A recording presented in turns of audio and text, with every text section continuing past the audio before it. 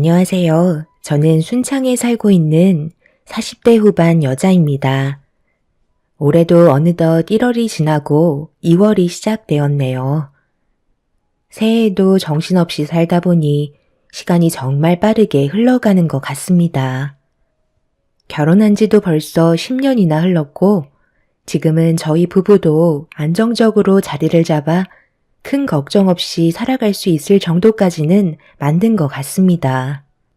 지금의 행복이 앞으로 계속해서 지속이 되면 좋겠지만 사람 인생 워낙 우여곡절이 많다 보니 언제 또 무슨 일이 일어날지는 아무도 모르겠죠. 그래서 항상 뭐든지 신중하게 결정하고 조심하려는 습관을 가지려고 합니다. 그런데 이번 명절에 새 동서가 갑자기 저희 집을 찾아와 무릎을 꿇고 오열을 했습니다. 저에게 무언가를 원하고 있다는 걸 알고 있었지만 그에 따른 답변을 해줄 수가 없었습니다. 처음부터 새 동서들과 저는 사이가 별로 좋지 않았는데요. 그 이유가 10년 전에 남편과 결혼을 하기 위해 시댁에 인사를 왔을 때 이미 새 동서들은 먼저 시집을 온 상태였죠. 새 동서들이 워낙 마음이 잘 맞았는지 서로 주고받는 대화에 벽이 느껴지는 것 같지도 않았어요. 그런데 제가 인사를 오게 되면서 동서들이 보내는 경계의 눈빛을 볼 수 있었고 결혼을 반대하기까지 했었습니다. 아무래도 제가 맏며느리 역할을 하는 게 먼저 시집을 온 새 동서들은 그런 점에 대해서 마음에 들어하지 않는 것 같아 보였어요. 하지만 시부모님께서는 저와 남편과의 결혼을 허락해 주셨고 시댁 집안의 맏며느리 역할을 하게 되었던 거죠. 그래도 제가 먼저 새 동서들에게 마음을 열고 다가가면 좋은 관계를 형성하게 될 줄 알았지만 그건 제 생각이었을 뿐 새 동서들은 저를 따돌리며 서로만 뭉치는 모습을 보여주고 있었습니다. 그럴 때마다 기분이 좋은 건 아니었지만 그래도 손이 사람으로서 언제나 침착하게 행동했어요. 급할 필요 없다 생각했고 모든 건 시간이 해결해 줄 수 있을 거라는 확신을 가지고 있었습니다. 그렇게 시댁 식구가 된 이후부터 열심히 살아왔었는데 동서들의 잘못된 행동들을 쭉 지켜보셨던 시모는 결국 한마디 하셨고 그로 인해 새 동서들과의 관계는 더욱더 안 좋아지고 말았습니다. 그때부터 더 큰 벽이 생기고 말았지만 시모는 걱정하지 말라면서 오히려 저보고 잘하고 있다며 기운 잃지 않게 좋은 말씀을 많이 해 주셨어요. 그날 이후부터 저는 제 할 일 묵묵히 하면서 지내게 되었고 제가 오히려 동서들한테 신경을 끄고 생활하게 되니 오히려 동서들이 저에게 접근하기 시작했지만 좋은 의도로 가까이 오는 건 아니었어요. 제가 하는 모든 거에 불만을 가지고 있었습니다. 각자 사는 게 많이 바빴지만 새 동서들은 항상 자주 모임을 가지는 듯 보였고 시댁에 올 때면 제가 알 수 없는 무언가에 투자를 하고 있는지 쉬지 않고 대화를 주고받고 있었어요. 주방에서 일을 하면서 묵묵히 동서들의 말을 듣고 있었는데 넷째 동서가 자기들이 하는 대화를 제가 엿듣고 있는 게 상당히 불편했는지 불만을 털어놓기 시작했고 둘째 동서는 제가 무식해서 크게 상관없다고 옆에서 말해도 모른다며 아예 투명인간 취급을 하고 있었네요. 아무리 제가 가만히 있는다 해도 둘째 동서가 했던 발언은 그냥 넘어갈 수가 없었어요. 저를 따돌리고 자기들끼리 뭉치는 것까지는 좋은데 가만히 있는 저를 직접적으로 건드리는 건 참기 힘들었습니다. 저도 쌓였던 감정들이 있다 보니 좋은 말은 나가지 못했고 동서들은 그런 저를 잡아먹으려 달려들면서 결국 집안 싸움이 시작되었고 시동생들 또한 남편에게 막말을 퍼붓고 말았네요. 그날 이후 한동안 얼굴을 안 보고 지내고 있었어요. 그런 모습을 지켜보고 계시던 시부모님께서 더 이상 안 되겠던지 모두를 한자리에 모으셨네요. 그리고 각자 속으로 가지고 있는 불만들을 전부 다 털어놓길 원하셨고 막내 동서가 먼저 입을 열었습니다. 저희가 왜 이렇게까지 하겠어요? 큰 아주버님이 아무리 나이가 있다 해도 무작정 결혼을 서두르시는 건 문제가 있었다고요. 어머님, 벌써 잊으신 건 아니시죠? 저 결혼할 때 어떻게 하셨어요? 모든 걸 다 따지셨잖아요. 저뿐만 그런 것도 아니고 둘째 형님, 셋째 형님도 마찬가지 아니었나요? 그런데 왜 첫째 형님은 며느리로 받아들이실 때 아무런 조건도 없이 그냥 받아주신 거죠? 솔직히 이 부분에 대해서 정말 많이 서운했고 어머님의 그런 행동들이 저를 더욱더 화나게 만들었다고요. 그래서 큰형님과 좋은 관계를 유지하고 싶지 않았어요. 이 점에 대해 어떻게 생각하세요? 넷째 너는 지금 그게 문제가 된다고 생각하니? 너는 지금까지 부족함 없이 잘 살아왔잖아. 그래서 당연한 절차를 거친 것뿐이고 둘째, 셋째 며느리 또한 빠지는 것 없이 정상적인 삶을 살아왔으니 남들 다 하는 거 한 것뿐인데 그게 뭐가 잘못됐다는 거야? 그와 반대로 첫째 며느리가 살아온 환경은 어떠니? 부모님이 일찍 돌아가시고 가족은 하나도 없어서 그동안 혼자 외롭게 살아왔는데 그 삶이 얼마나 힘들었을지 너희들이 조금이라도 생각해 봤니?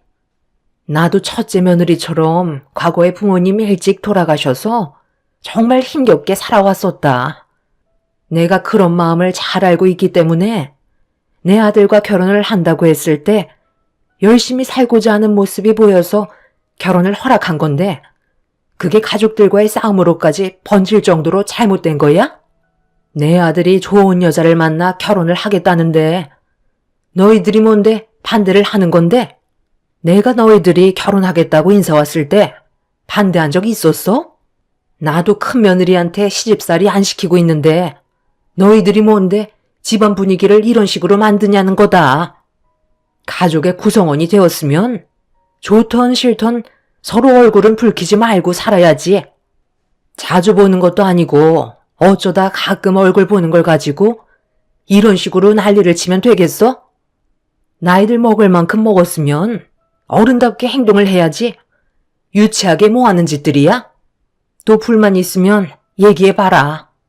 오늘 아주 너희들 기를 확 눌러 버려야겠다. 이미 분위기는 시모에게 넘어갔고 새 동서들은 아무 말도 하지 못하고 있었습니다. 시모는 모임이 있을 때마다 얼굴 붉히면서 지낼 거면 새 동서들은 시댁에 오지 말라며 시동생들만 따로 부르겠다는 말을 꺼내셨네요.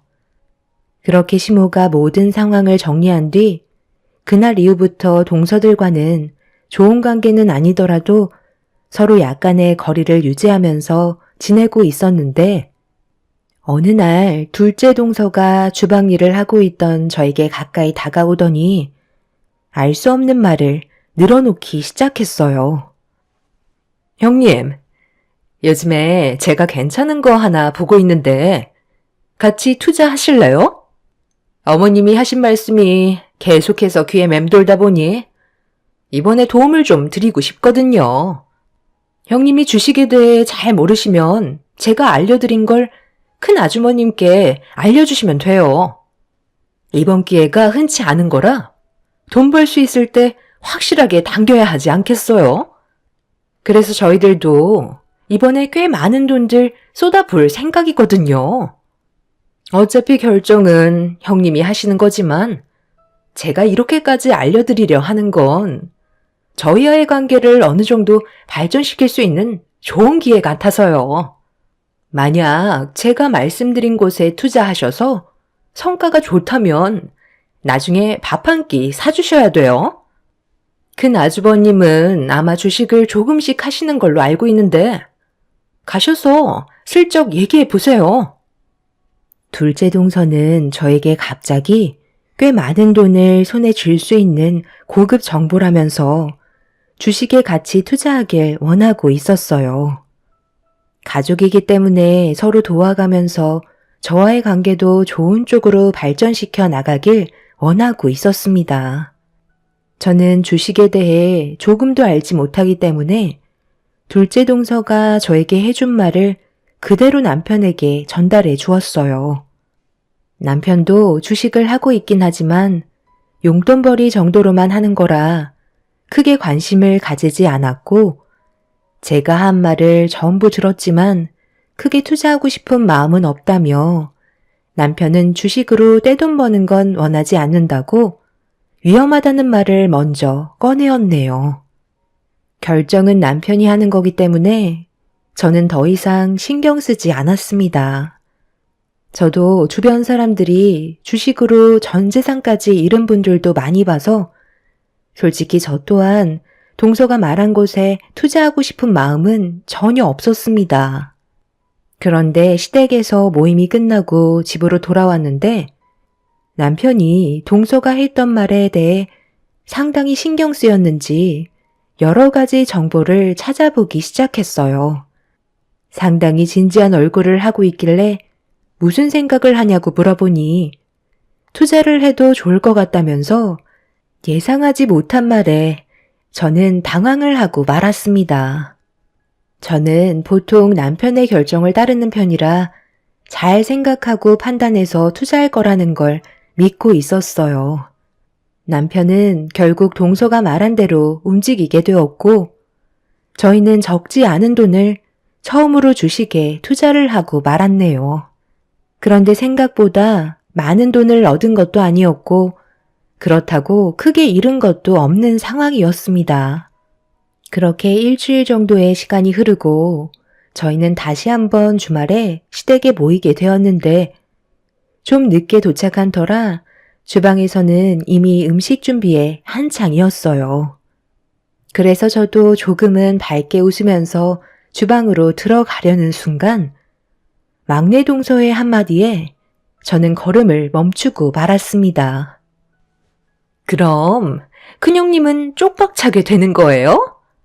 꽤 많은 돈을 투자했다고 하는데 그럼 언제 폭락하는데요? 제가 보니까 그냥 유지만 하고 있던데 확실하게 망하는 거 맞죠? 형님이 제일 잘 알고 있긴 하지만 우리도 같이 투자한 걸로 알고 있을 텐데 뭐라고 하시게요? 그 종목이 투자하기에는 위험하다는 걸 알고 있기 때문에 저희는 건들지도 않고 있는 거잖아요. 뭐가 걱정이야? 어차피 투자는 자기 선택이잖아? 우리도 같이 하고 싶었지만 확실한 마음의 결정을 내리지 못해 투자를 취소했다고 하면 되잖아. 미끼를 덥석문 본인들 잘못이지. 이번 기회에 확실하게 무너뜨려야 고개도 못 들고 다닐 거 아냐? 동서, 지금 뭐라고 그랬어? 방금 한 말 사실이야? 나한테 지금 거짓 정보를 알려준 거냐고. 왜 말을 못하는 거지?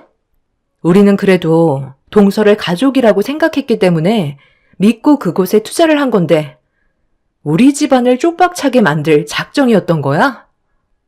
그게 왜 제 잘못이죠? 형님도 돈을 벌고 싶어서 제가 한 말을 진지하게 받아들인 거잖아요. 투자는 결국 본인의 선택이고 자유라고요. 어차피 잃은 것도 없는데 제가 욕먹을 이유는 없는 거죠. 제 말이 틀렸나요? 저는 둘째 동서의 말을 듣고 서둘러 남편에게 달려가 이 사실을 전부 알렸고 남편은 저를 안심시키며 걱정하지 말라고 불안에 떨고 있는 모습보단 오히려 긍정적인 모습을 보여주고 있었어요. 한순간에 모든 돈을 잃게 될 수도 있는 건데 저만 불안해하는 것 같아 걱정을 하고 있었지만 남편은 평온함을 유지하고 있었습니다. 동서들은 주방에서 저를 보며 깔깔거리고 웃고 있는데 저희 집안까지 무너뜨리려고 행동하려는 모습에 너무 큰 실망을 하고 말았습니다. 그날 이후 더 이상 새 동서들과는 엮이지 말아야겠다는 마음이 확고하게 세워지면서 나중에 무슨 일이 일어나던 동서들이 저희 부부에게 도움을 요청했을 땐 절대 도와줄 생각이 없었습니다. 그렇게 동서들의 속셈을 알게 된 이후부터 더 이상 가까이 다가갈 노력도 하지 않았고 월요일이 되자마자 남편에게 서둘러 정리하는 게 좋을 것 같다고 얘기했어요. 그런데 남편은 저에게 알 수 없는 그래프 하나를 보여줬고 동서가 저희가 무너지길 원해서 알려준 투자 종목이 상승하기 시작하면서 기하급수적으로 그래프가 올라가기 시작했습니다. 그렇게 저희는 투자한 금액에서 2배를 벌어들일 수 있었고 그걸 알게 된 동서는 상당히 충격을 받았는지 다음번에 얼굴을 보게 됐을 때 전과 다른 모습으로 접근하기 시작했어요. 제가 뭐라고 그랬어요? 분명 꽤 많은 돈을 벌어들일 수 있을 거라 얘기했죠? 좋은 정보 알려드려서 얻게 된 수익이니 저한테도 어느 정도 떨어지는 게 있어야 하는 거 아니에요? 저번에 제가 그랬잖아요. 돈 좀 벌게 되면 그에 따른 보상금 주신다면서요? 갑자기 큰 돈이 들어오니까 주기 싫으신가 봐요. 이래서 사람은 돈 맛을 보면 편한다니까요. 재수 씨, 말이 좀 심한 것 같은데? 원래 우리한테 의도적으로 접근한 목적이 뭐였어요? 우리 집안이 무너지는 걸 보고 싶어서 그렇게 말한 거 아닌가? 자신의 잘못은 조금도 생각하지 않고 어떻게 얼굴색 하나 안 변하고 돈을 달라는 거야? 처음부터 진심으로 우리가 잘 되길 바라는 마음에서 접근했다면 재수 씨가 말하지 않아도 고마운 마음에 알아서 챙겨주지 않았을까요?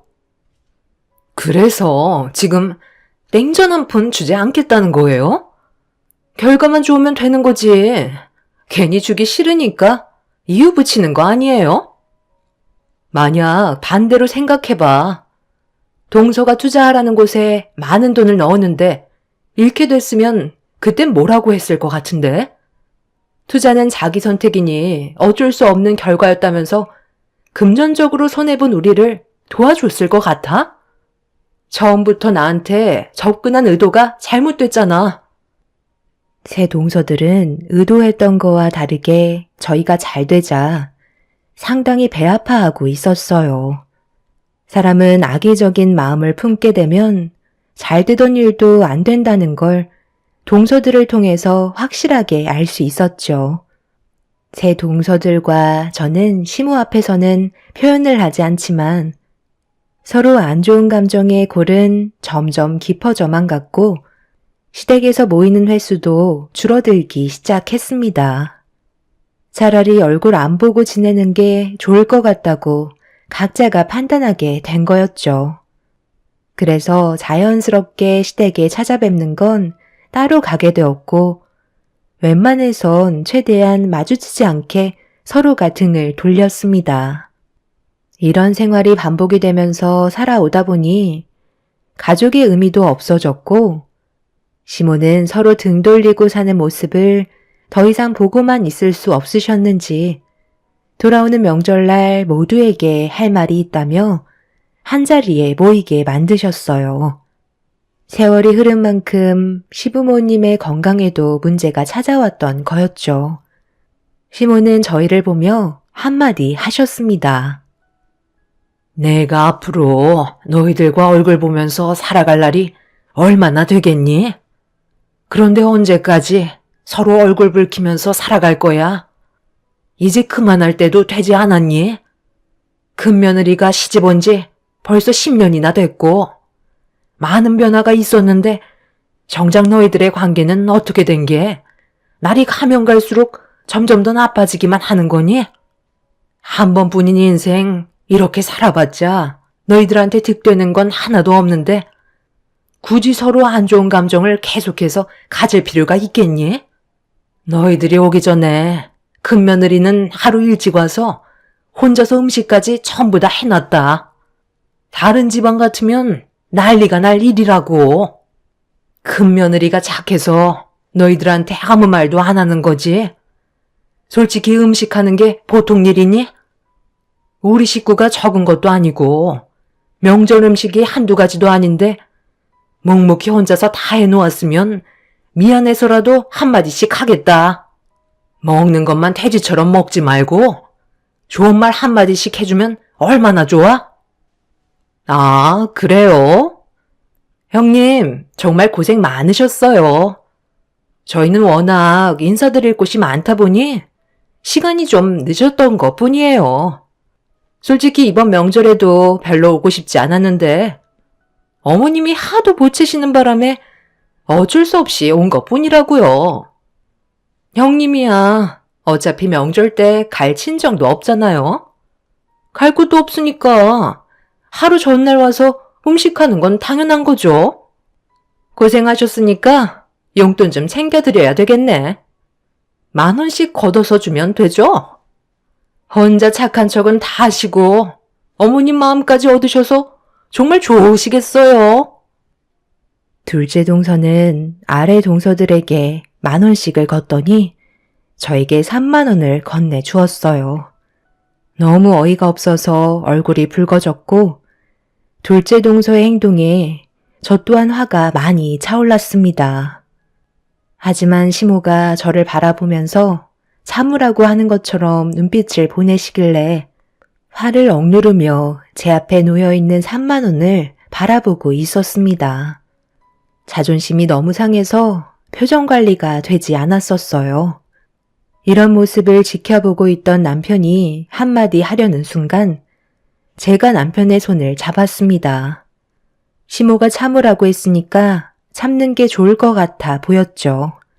시모는 더 이상 아무 말 하지 않으시고 새 동서들을 묵묵히 바라보고 계셨습니다. 막내 동서는 시모의 감정 상태가 어떤지 전혀 파악하지 못한 채 화를 더 돋구기 시작했어요. 큰형님이 음식을 하셔서 그런지 너무 맛이 별로였어요. 제가 발로 만들어도 그것보다는 잘 만들걸요? 솔직히 제 10,000원 드리는 것도 너무 아까워요. 음식이 음식다워야 그에 따른 가치를 지불하는 거죠. 제가 봤을 때 음식값 1,000원이면 될 것 같은데요.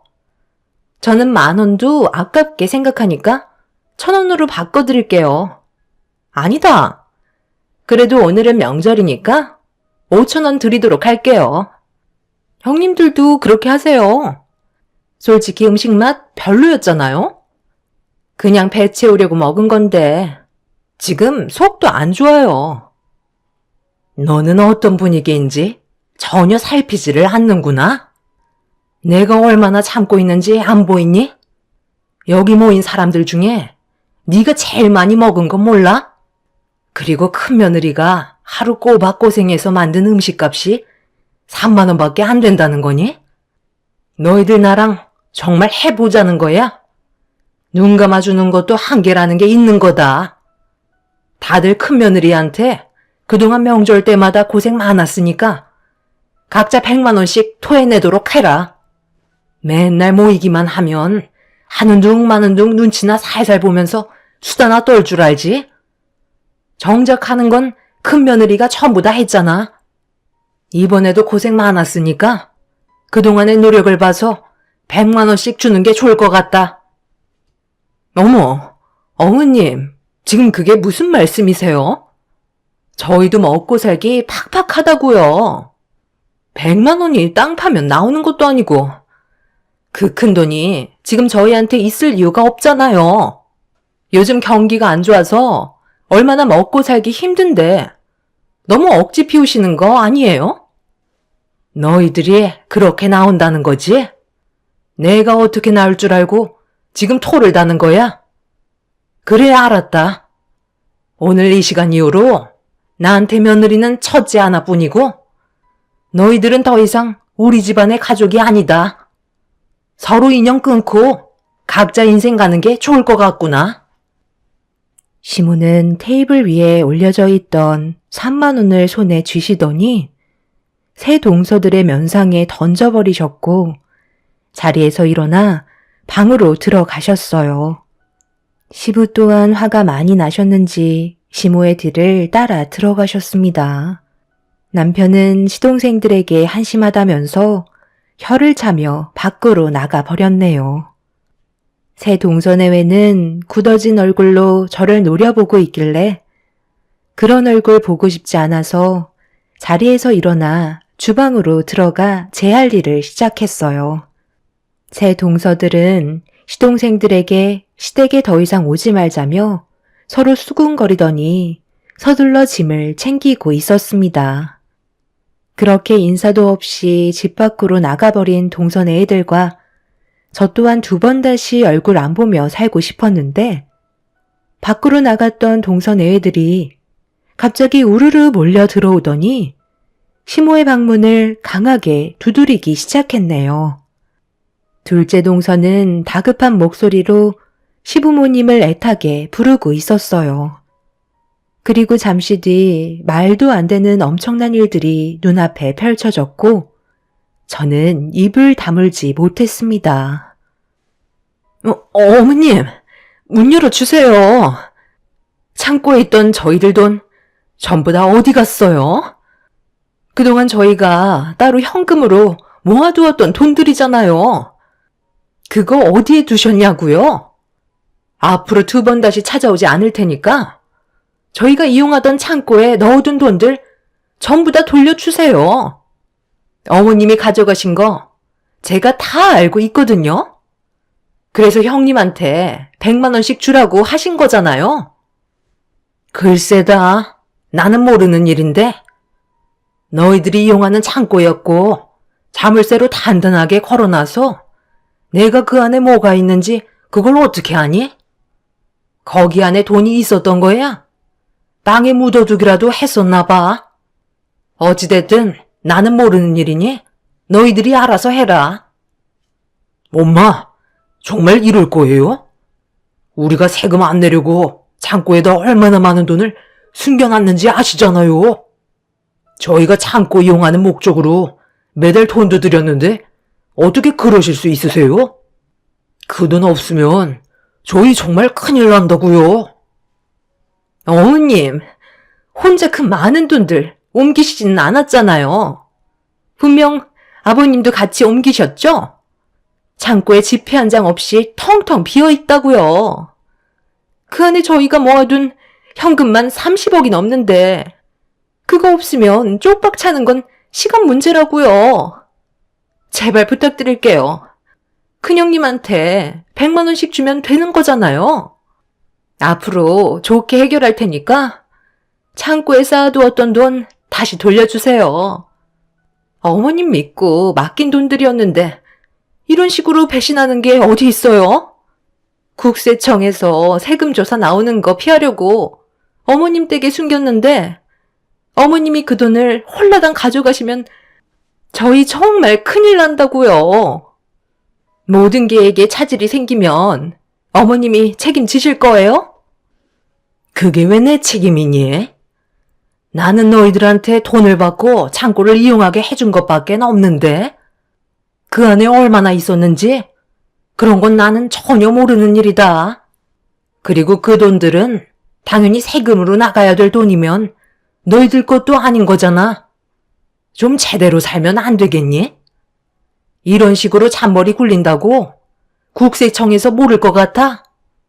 어찌됐든 나는 전혀 알지 못하니까 너희들이 찾아봐라. 그러게 애초부터 마음씨가 고왔으면 이런 일도 생기지 않았지. 너희들이 분명 인연 끊겠다고 했으니까 2번 다시 찾아오지 마라. 새 동서내외들은 정상적으로 세금을 납부해야 되는 돈들을 다른 방향으로 현금화를 해서 자택에 숨기지 않고 시댁의 창고를 빌려 그곳에 돈을 숨기고 있었어요. 새 동서들은 항상 모든 일이던 함께 했었기 때문에 모아둔 돈도 비슷해 보였습니다. 그런데 그 돈이 하루아침에 어디로 갔는지 알 수가 없게 되자 집안은 난리가 나고 말았죠.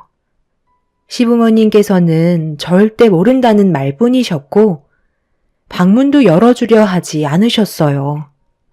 한참 동안 시부모님을 설득시키려 했던 새 동선의 애들은 결국 눈앞에서 큰돈이 사라지게 되자 이성을 잃어버렸고 돈을 찾겠다고 난리를 치고 말았습니다. 그런데 잠시 뒤 경찰분들이 시댁으로 찾아오셨어요. 시모가 동서내외가 난리를 치자 신고를 한 듯 보였습니다. 동서들은 자신들이 걸리는 게 있다 보니 아무 말도 하지 못한 채 경찰들의 제재를 받아 결국 본인들의 집으로 돌아가고 말았습니다. 그제서야 방문을 열고 걸어 나오신 시모는 아수라장이 되어버린 집안을 정리하고 계셨습니다. 남편은 시모에게 창고에 정말 돈이 있었냐고 물어봤지만 아무것도 모른다는 말만 반복하셨네요.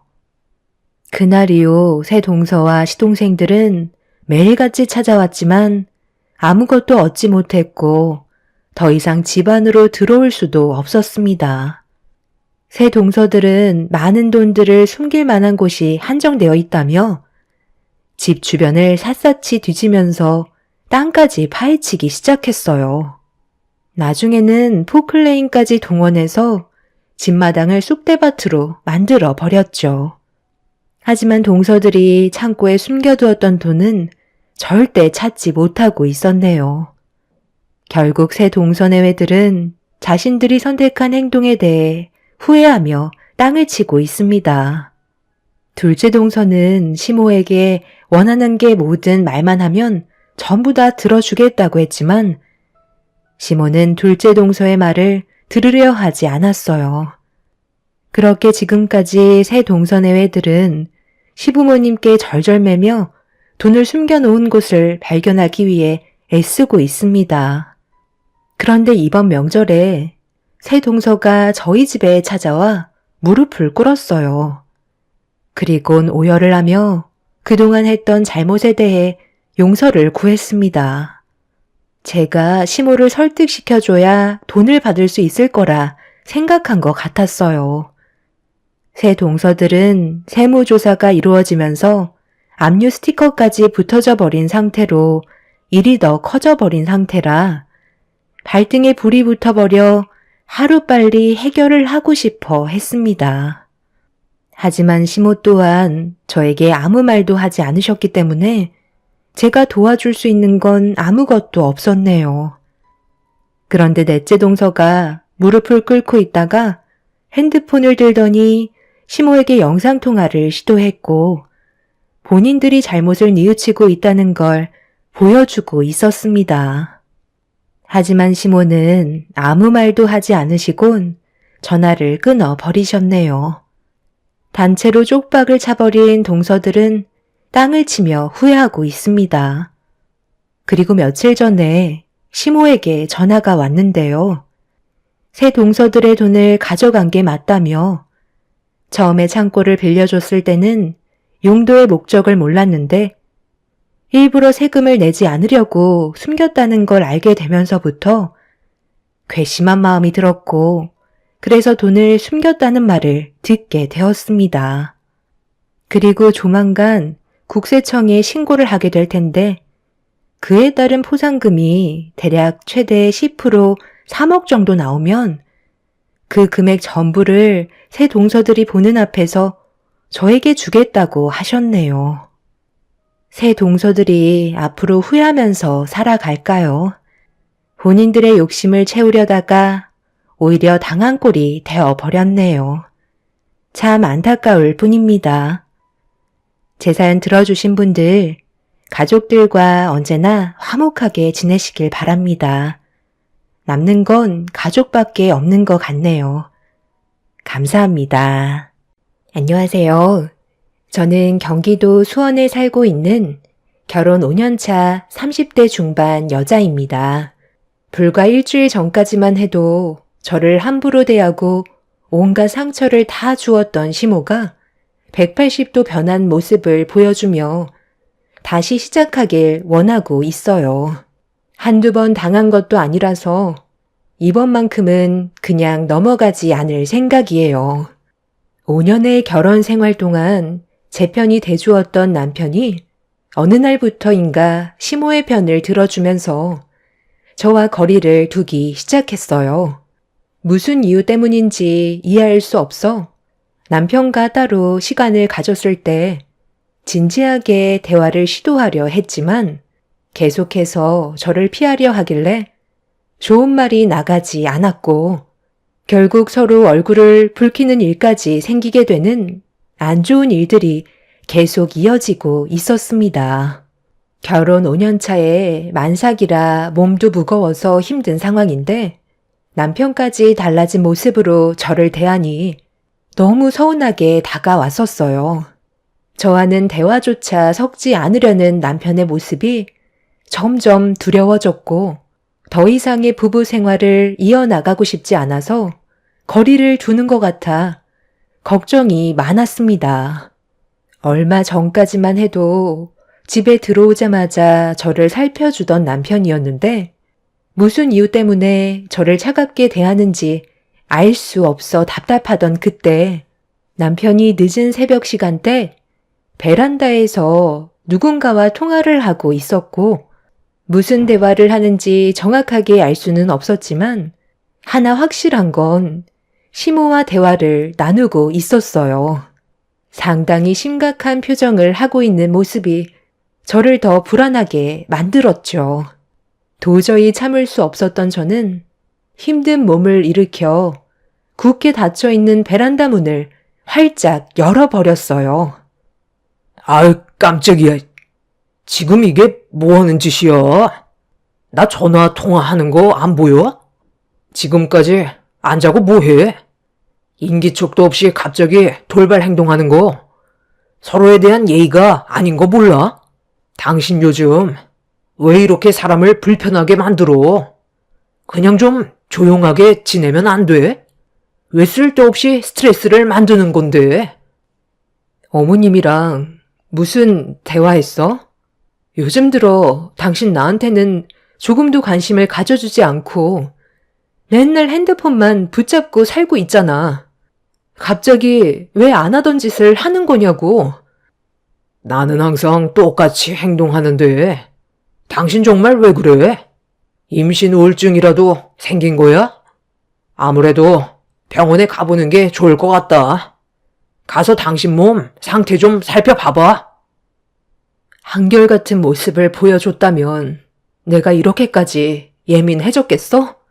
평소와는 전혀 다른 모습으로 나를 차갑게 대하니까 더욱더 민감해진 거잖아. 어머님이 뭐라고 하셨길래 나를 무시하는 거야? 나 같은 며느리 싫다고 이제 그만 이혼하래? 그게 아니라면 혹시 다른 여자라도 생긴 거야? 도대체 이유가 뭔지 내가 알아야 납득을 하던, 상황을 해결하던 뭔가 조치를 취할 거 아니야. 나도 참는데 한계가 있는 사람이야. 뱃속에 있는 아이가 스트레스 받을까봐 최대한 감정을 억누르고 있는 거지. 이런 삶이 나를 미쳐버리게 만들고 있다고. 당신이 지금 하는 행동을 보면 내 입에서 이혼하자는 말을 기다리고 있는 것 같아. 남편은 듣기 싫다며 자리를 피하길래 팔을 붙잡은 뒤 어떻게 해주길 바라냐고 화를 냈지만 입을 굳게 다물곤 어떠한 대답도 하지 않았습니다. 결국 저는 이성을 잃어버려 새벽 시간에 남편을 노려보면서 소리를 질러 버렸어요. 그런 저를 정신병자 보듯 이상한 눈빛으로 바라보더니 결국 집 밖으로 뛰쳐나갔습니다.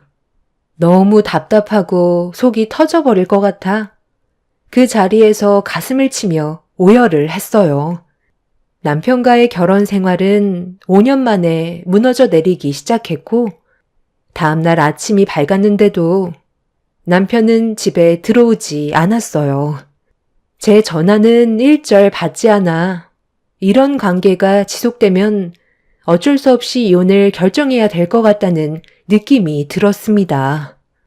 새벽에 남편과 시모가 통화한 건 알고 있었기 때문에 이런 답답한 관계를 최대한 빨리 풀어내려고 아침 일찍 시댁으로 향했어요. 제가 연락도 없이 찾아가 약간 당황스러워 하시는 것 같으셨지만 어느 정도 예상은 하고 계셨는지 아무 말 하지 않고 문을 열어 주셨습니다. 그렇게 거실에서 시모와 얼굴을 마주한 뒤 그동안 기분이 좋지 않았던 거에 대해 전부 털어놨어요.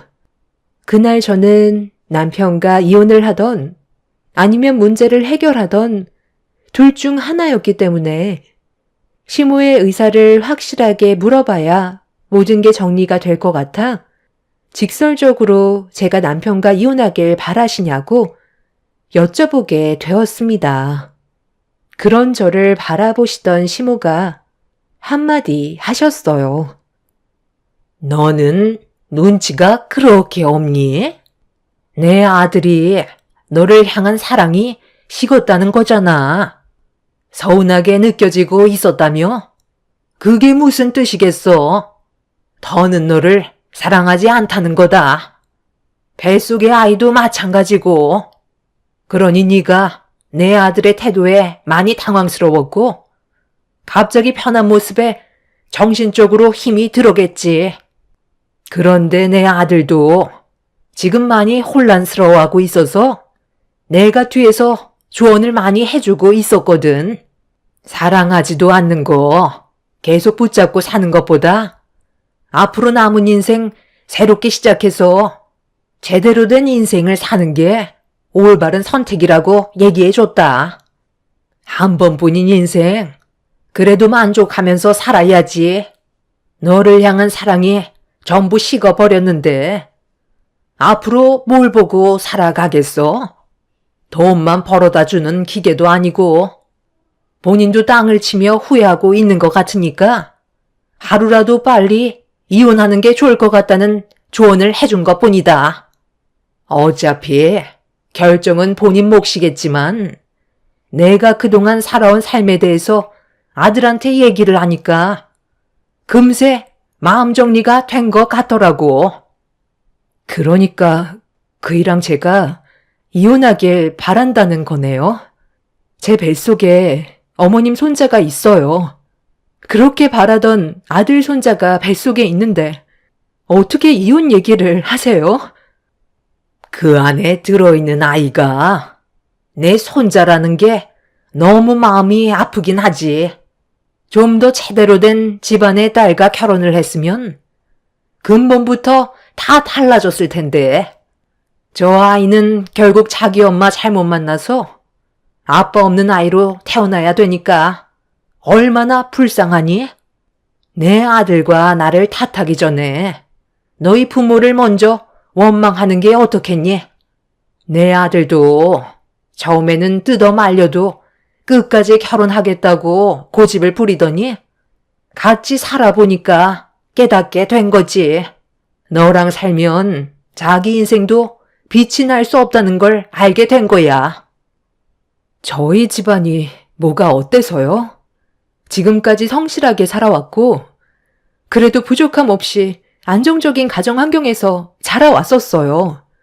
집안의 재산이 꼭 많아야 되는 건 아니잖아요. 그럼 끝까지 뜯어 말리시던 제 머리채를 잡고 한바탕 하시지 그랬어요. 결혼까지 하고 곧 태어날 아이까지 있는데 지금에서 내친다고 하시면 저 아이는 어떻게 하라는 거예요? 이런 식으로 지내는 것 말고는 방법이 없는 거예요? 어머님은 저를 며느리로서 받아주실 마음이 없으신 거냐고요? 있지, 왜 없겠어? 네가 사자 들어간 며느리면 저를 해서라도 데려갔지. 일반 중소기업에서 푼돈 벌고 있던 네가 그런 반전이 있을 수는 없으니까 우리 집안 며느리가 될 수 없다는 거다. 그냥 너도 속 시원하게 우리 집안과 인연을 끊고 지내는 게 심적으로도 편할 테니 말 나온 김에 하루라도 빨리 정리하자. 시모는 제가 마음에 들지 않아서 남편을 계속해서 이혼을 하게끔 부추겼던 것 같았어요. 화가 정말 많이 올라왔었지만 제가 할 수 있는 건 아무것도 없었습니다.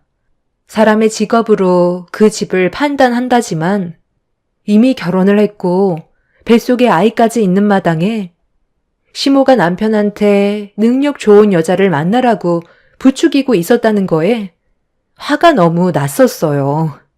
시모가 어떤 마음을 가지고 있는지, 그리고 남편 또한 저와 뱃속에 있는 아이를 사랑하지 않는다는 거에 이미 함께 살아갈 이유는 없었습니다. 어느 정도 확답을 듣게 되니 저 또한 마음의 정리가 되었고 남편과의 이혼을 확고하게 결정을 내릴 수 있었어요. 더는 시모와 대화할 필요도 없을 것 같아 자리에서 일어나 집으로 돌아가려 하자 시모는 그런 저를 바라보면서 이혼을 하더라도 다음 주말에는 하늘이 무너져도 시댁에 와야 할 거라며 말을 이어 나가셨어요. 다음 주 주말에 내 아들과 점심 전에 무조건 다시 오도록 해라. 아주 중요한 일이 있거든. 내 큰아들이 그동안 마흔이 다 될 때까지 여자를 만나지 않았던 건 능력 좋은 며느리를 데리고 오려고 했었던 것 같다. 내 큰아들이 변호사 며느리감을 데려온다지 뭐냐? 너랑은 비교 자체가 되지 않는 여자다. 그래서 지금 이런 상황에 저보고 다음 주 주말에 오라고요? 어머님은 제 입장은 전혀 생각하지 않으시는 거네요. 저 없이도 잘 돌아갈 텐데 알아서 하세요. 네가 어떻게 하냐에 따라 이혼이 쉬워질 수도 있고 복잡해질 수도 있는 거다. 설마 내 아들과 소송까지 가서 일을 복잡하게 만들 생각은 아니지? 속 편하게 합의하고 깔끔하게 이혼하고 싶으면 내 말을 듣는 게 좋을 거다. 어차피 이혼하는 마당에 나 엿먹으라고 쓸데없는 짓 했다가는 분명 후회하게 될 거다. 그래서 지금 저보고 어머님 댁에 다시 오라고요? 저도 어머님이 원하시는 대로 해드리고 싶지 않았는데 이참에 잘 됐네요. 그냥 소송까지 가겠습니다. 시모와 남편의 마음을 이미 알아버렸기 때문에 하루라도 빨리 이혼을 하고 싶었지만 그렇다고 시모가 시키는 대로 휘둘리고 싶지도 않았어요. 소송을 가더라도 저는 다음 주 주말에 자리를 채워주고 싶지 않았죠. 그렇게 시모와의 신경전을 끝낸 뒤 녹초가 된 상태에서 집으로 돌아온 저는 결국 참았던 눈물을 터뜨리게 되었고 앞으로 어떻게 살아야 할지 몰라 눈앞이 캄캄했어요. 너무 큰 충격과 스트레스를 받아서 그런지 아랫배에 지속적인 통증이 생겨서 잠시 휴식을 취해야 할 것 같아 침대에 누웠는데 제 몸이 말이 아니었는지 그대로 쓰러져 버렸어요. 얼마의 시간 동안 깊은 잠에 빠져 있었는지 모를 정도로 몸 상태는 말이 아니었습니다. 임신 막달에 지속적인 스트레스와 충격적인 일들로 인해 하루하루가 버티기가 힘들 정도였어요.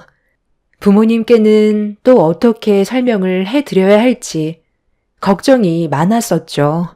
늦은 저녁이 되어서야 들어온 남편은 저와 눈도 안 마주치고 방으로 들어가 버렸어요.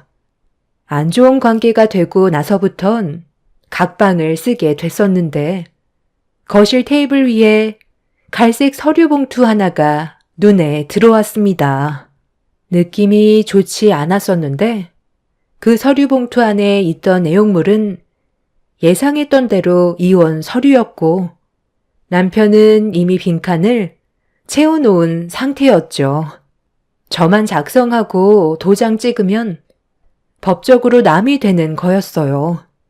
처음에는 너무 화가 나고 말도 안 하는 남편의 행동이 너무 싫어서 분노를 표출했었는데 막상 이혼 서류를 보게 되니 이 모든 결정으로 인해 뱃속의 아이한테 너무 미안했었어요.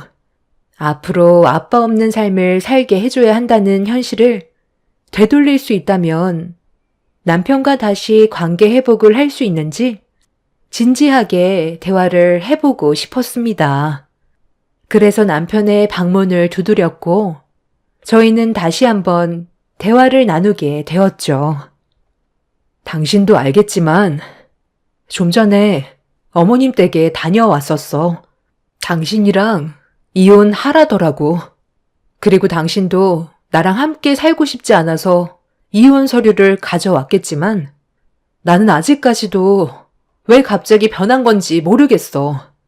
분명 어떠한 심적 변화가 있었기 때문에 나와의 이혼을 선택한 거겠지만 그 이유를 정확히 알려줘야 내가 납득을 할 수 있지 않겠어?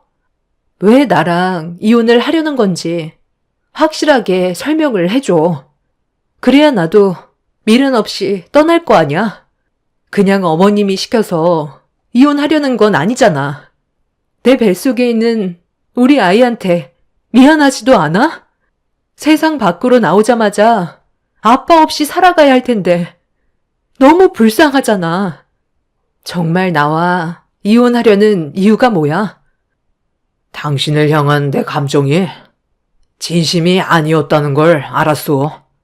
처음에는 사랑인 줄 알았는데 우리 엄마가 나에게 해줬던 그 한마디를 듣는 순간 당신과 그만하고 싶어졌어. 우리 형은 잘난 것도 없고 정작 나보다 직업도 별로인데 직업이 변호사인 여자와 결혼을 한다니까 내 속이 말이 아니더라고. 당신도 임신하기 전에는 같은 시간을 써가면서 일을 하는데도 작은 중소기업을 다니고 있어서 받는 돈이 얼마 되지도 않잖아. 누구는 변호사로 매달 큰 돈을 받는데 누구는 200원절이 되는 월급을 받고 있는 걸 보니 이건 아닌 듯 싶더라. 내가 형보다 못난 게 뭐가 있어서 이런 삶을 살아야 하는지 모르겠더라고. 당신과 이혼하면 나도 사자 들어가는 직업의 여자를 만날 수 있을 것 같다는 생각이 계속 내 머릿속에서 떠나지 않다 보니 당신과의 삶이 너무 후회가 밀려왔어. 그래서 대화조차 하고 싶지 않았던 거야. 이런 말을 꺼내면 당신한테 상처가 될까봐 그래서 아무 말도 하지 않고 있었던 건데 어차피 이제 남이 될 사이니까 내 마음속에 있던 생각들을 당신한테 얘기해도 될 것 같아 오늘 말해주는 거야. 나는 이혼하고 형보다 더 능력 좋은 여자 만날 거야. 그래서 한 번뿐인 내 인생도 빛을 보고 싶어. 우리 엄마가 저번에 나한테 뭐라고 했는지 알아? 한 번 사는 인생 한 사람한테 매달려서 아등바등 살 필요 없다고 하셨어. 그런 삶을 나중에 후회만 밀려온다고 하더라. 선택이 잘 됐던 못 됐던 하고 싶은 대로 하면서 살아야 나중에 세상 떠날 때 미련 없이 떠날 수 있다는 말이 너무 크게 와닿았다고. 그 말을 듣는 순간 나는 당신과 뱃속에 있는 아이한테 조금도 미안한 마음이 들지 않았어. 어차피 내 삶에서 잠깐 스쳐 지나가는 일부이고 더는 인연을 만들어 나가지도 않을 거니까.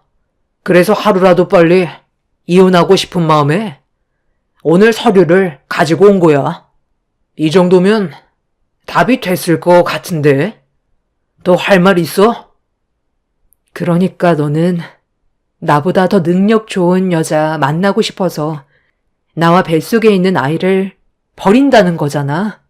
하고 싶은 대로 인생을 막 살다가 떠나겠다는 걸 자기가 뭐라도 되는 것처럼 얘기를 한다?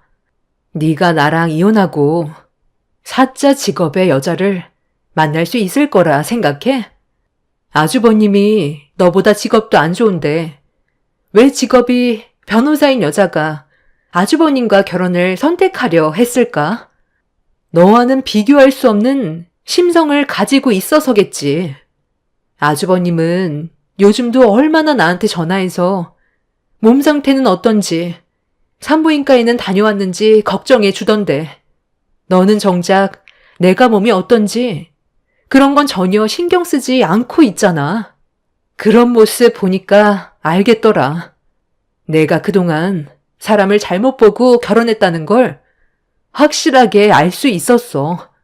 어느 정도 예상한 대답을 듣게 돼서 더는 미련도 없지만 앞으로 평생 나와 뱃속에 있는 아이를 버린 거에 대해 후회를 하게 될 거야. 네가 보채지 않아도 조만간 이혼할 거니까 기다려. 나도 정리를 해야 되지 않겠어? 내가 원하는 걸 들어주지 않는다면 소송으로 갈 거고 일을 크게 만들고 싶지 않으면 내 조건을 따르는 게 좋을 거야. 어차피 등 돌리면 남인데 내가 받을 수 있는 건 다 받아내야 하지 않겠어? 능력이 없다는 이유로 저와 아이를 버린다는 남편의 무책임한 말에 너무 자존심이 상하고 마음이 안 좋았어요. 저와 처음 만나 결혼을 하기까지 항상 한결같았던 남편은 저만 옆에 있어주면 된다고 했었는데 그걸 믿고 남편의 손을 잡은 저의 선택이 너무 후회스러웠어요. 되돌릴 수 없다는 걸 알았기에 저는 더 이상 남편을 붙잡지도 애원하지도 않았습니다. 그렇게 이혼 준비를 하려고 집에 있는 물건들을 전부 정리하면서 5년간 함께했던 남편과의 추억들을 전부 다 지워버렸어요. 함께 살면서 쌓여왔던 물건들을 짐가방에 넣고 있는데 너무 서러워서 눈물을 흘리게 되었고 이런 불행한 삶을 선택한 제 자신이 원망스러웠어요. 그렇게 남편과의 이혼 준비가 모두 끝이 나고 며칠 뒤 이혼을 하려고 남편과 함께 했던 집을 뒤로 한 채 법원으로 가기 위해 택시를 타려고 하는데 남편이 집 앞에서 저를 기다리고 있었어요. 함께 가고 싶지 않았기 때문에 무시하고 택시가 있는 곳으로 걸음을 옮기려 하자 가면서 할 말이 있으니 일단 타라며 차 문을 열어 주었어요. 택시를 타기 위해서는 한참을 걸어가야 하는 상황이라 만삭의 몸으로 오래 걷는 것도 힘들어서 어차피 법원으로 가는 길에 무슨 말을 하려는 건지 들어보기 위해 차에 올라탔고 그렇게 저희 부부는 마지막을 함께하고 있었습니다. 그렇게 법원을 향해 가던 도중 남편이 할 말이 있다고 꺼낸 한마디는 너무 어이가 없어서 곧장 법원으로 가라며 화를 내고 말았어요. 제가 싫다고 했지만 제 말은 들으려 하지 않았죠. 지금 뭐 하자는 거야? 그래서 법원에서 보려고 하지 않고 집 앞으로 온 거였어? 할 말이 있다는 게 지금 나보고 그 자리를 채워달라는 거야? 어쩜 너희 식구들은 하나같이 전부 다 이기적이야? 내가 왜 참석을 해야 되는 건데? 나는 오늘 당신이랑 이혼하려고 나온 건데 아주버님이 결혼할 여자분을 왜 봐야 하냐고. 그냥 자리만 채워달라는 거야. 우리 엄마가 너 데리고 오래. 그래도 이혼하기 전에 며느리 역할은 끝까지 하고 가라시잖아. 와서 음식을 하라는 것도 아니고 어차피 식당에서 만나는 거라 그냥 앉아만 있으면 된다니까. 마지막 부탁인데 서로 얼굴 붉히면서 끝낼 필요는 없는 거잖아. 중요한 자리에서 이혼했다는 말을 하고 싶지 않다고. 원래 주말에 얼굴을 보기로 했었는데 갑자기 일정이 바뀐 걸 어떻게 해? 당신 점심도 안 먹었을 거 아니야. 뱃속의 아이를 생각해서라도 밥은 먹어야지. 그 자리에서 지금 밥이 넘어가게 생겼니? 나는 가고 싶지 않으니까 당장 법원으로 가. 이혼하는 마당에 내가 당신 가족들한테 끌려다닐 필요가 뭐가 있어. 여보세요? 엄마. 아니 글쎄 이 사람이 거의 다 와가는데 법원으로 당장 가자고 하잖아요. 아, 지금 난리도 아니라니까요. 형이랑 엄마는 벌써 도착했어요? 네? 그냥 그렇게 하라고요? 뭐 어쩔 수 없죠. 그럼 나중에 봬요. 제가 지금 고속도로라 길게 통화 못하거든요. 먼저 끊을게요. 자리에 참석하기 싫다고 했지? 자, 여기서 내려. 법원에서 보면 되니까 내리라고. 나는 내 일정 끝내고 법원 가면 되니까 가서 기다리고 있어. 알아서 찾아올 수 있지? 왜? 당황스러워? 그럼 결정하던가. 나랑 가던지 아니면 고속도로 한복판에서 그냥 내리던지. 음식점 거의 다 왔거든. 그냥 눈 딱 감고 자리만 채워달라는 게 그렇게 싫어? 그래서 지금 임신한 나보고 고속도로에서 내리라는 거야? 너 제정신이니? 어머님이 그냥 나 버리고 오라고 했나 본데 이럴 거면 각자 따로 갔으면 됐잖아. 네가 이렇게 나올 줄 몰랐지. 가기 싫다며. 나 시간 없거든. 오늘 늦으면 안 되니까 빨리 내리라고. 법원에서 보던지. 마음 바뀌면 여기로 알아서 오든지 해. 남편은 저보고 당장 내리라고 화를 냈어요. 결국 고속도로 한복판에서 내리게 된 저는 어이가 없어서 할 말을 잃어 쳐다보고 있는데 남편이 창문으로 음식점 명함을 던졌어요. 그리고 조금의 갈등도 없이 저와 아이가 다칠 수도 있는 고속도로 한복판에 버려두고 떠나 버렸습니다. 그 모습을 보는데 사람이 아닌 것 같더라고요. 저는 쌩쌩 달리는 차들이 무서워 최대한 갓길에 몸을 붙인 뒤 나갈 곳을 찾고 있었어요. 만삭이라 빠르게 걸을 수도 없어서 달리는 차들 때문에 무서워서 걸음을 제대로 옮기지도 못하고 있었는데 어느 한 차량이 갓길에 차를 세우고 제가 있는 쪽으로 달려와 주었어요. 한 여성분은 제가 왜 고속도로에 서 있는지 물어보았고 저는 그런 여성분께 감사하다면서도 남편이 저에게 한 행동에 서러워서 결국 눈물을 터뜨리고 말았습니다.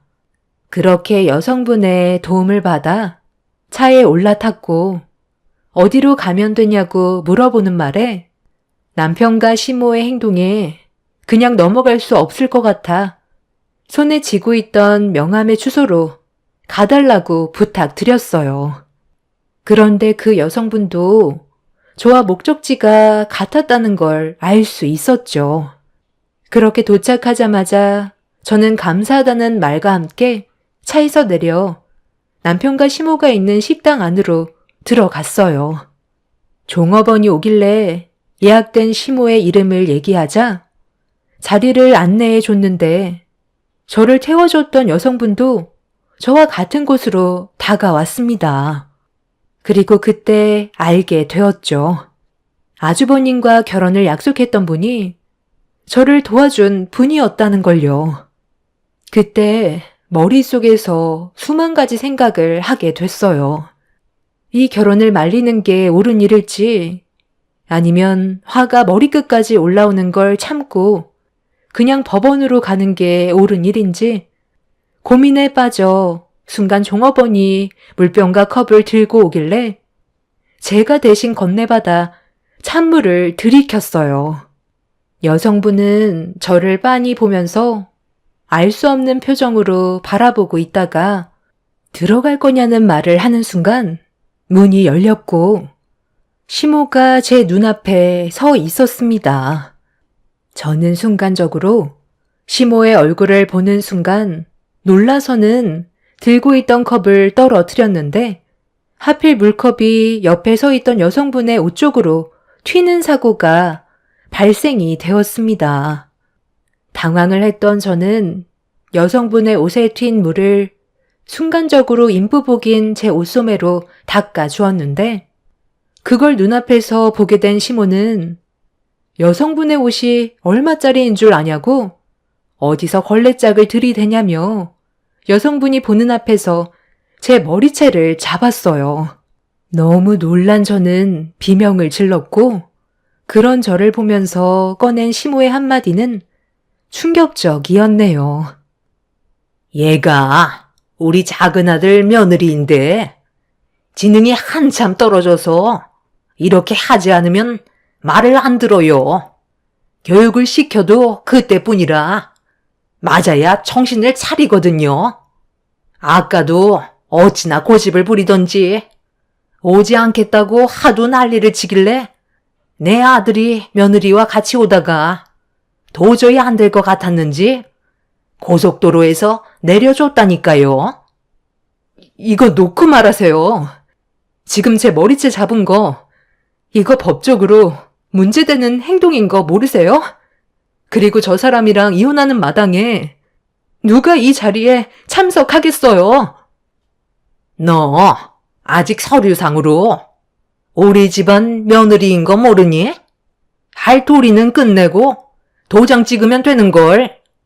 상황을 이렇게까지 악화시켜야 되겠어? 뭘 잘했다고 큰 소리야?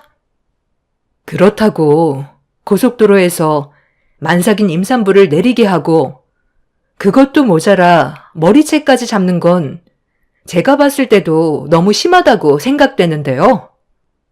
아휴, 내가 오죽 답답했으면 그랬겠어요. 나도 이렇게까지 하고 싶지 않았는데 말을 원체 듣지 않으니까 어쩔 수 없이 혼을 좀 낸 것뿐이에요.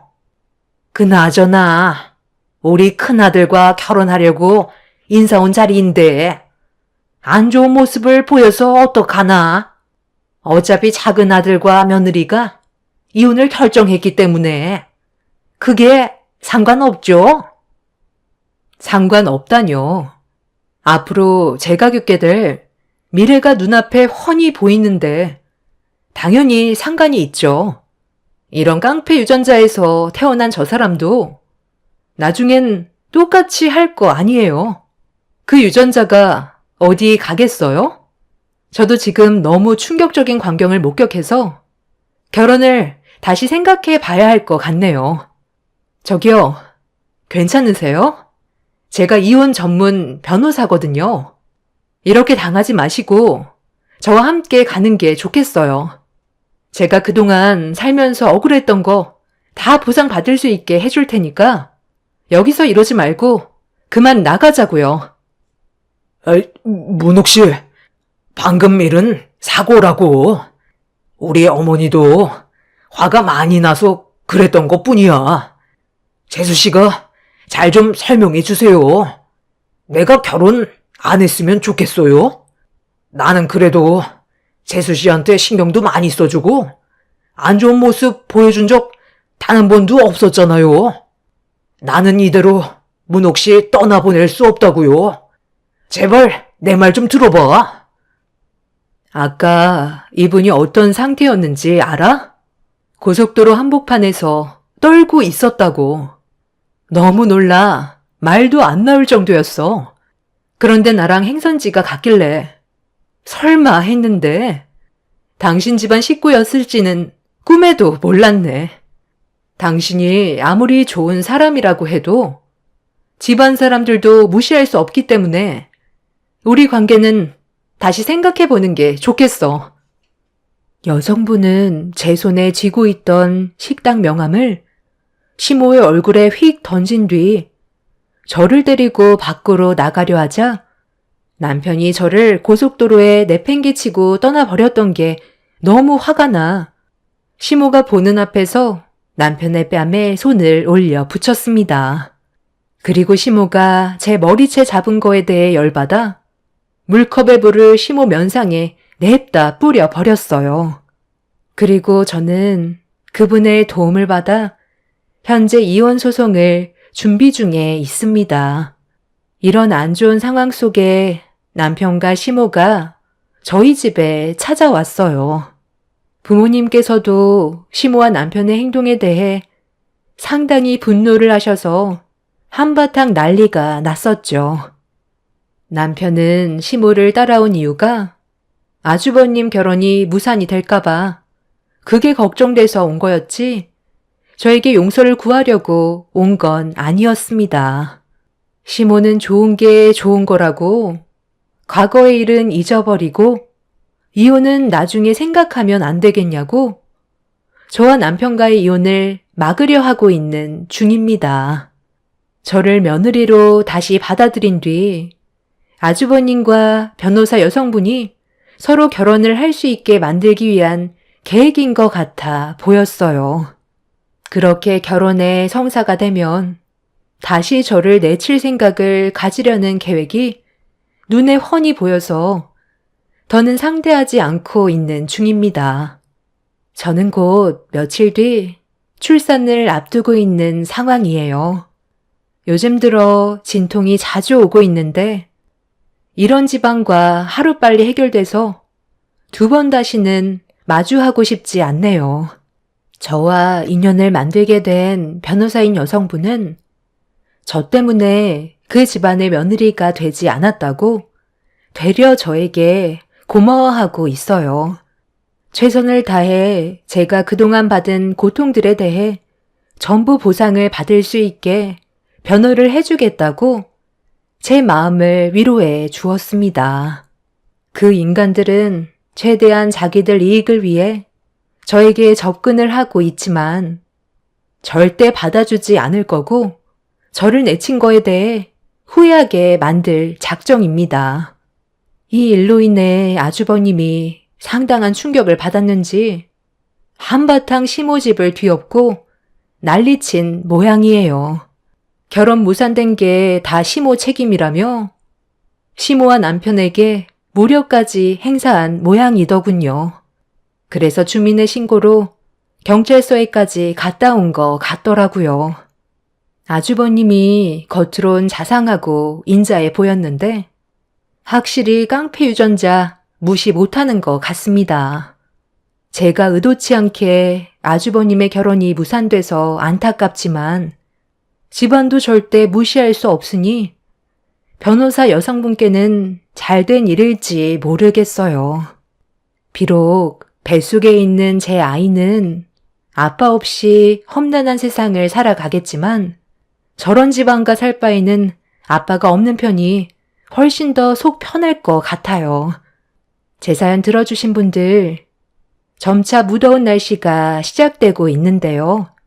늘 건강 조심하시고 행복한 하루 되시길 바랍니다. 감사합니다. 안녕하세요. 저는 경기도에 살고 있는 결혼 14년 차 주부입니다. 아무리 시대가 흐르고 변했다지만 인식의 변화와 흐름이 아쉬운 건 사실입니다. 저 역시도 마찬가지지만요. 지금부터 제 이야기를 해볼까 해요. 저는 어려서 집이 어려웠어요. 부모님께서 열심히 일하시지만 살림은 제자리, 그 말이 딱이었죠. 어려서부터 안 해본 아르바이트가 없었습니다. 그래서 남들 다 가는 대학도 포기하고 바로 은행에 취업을 하게 되었어요. 나쁘지 않았죠.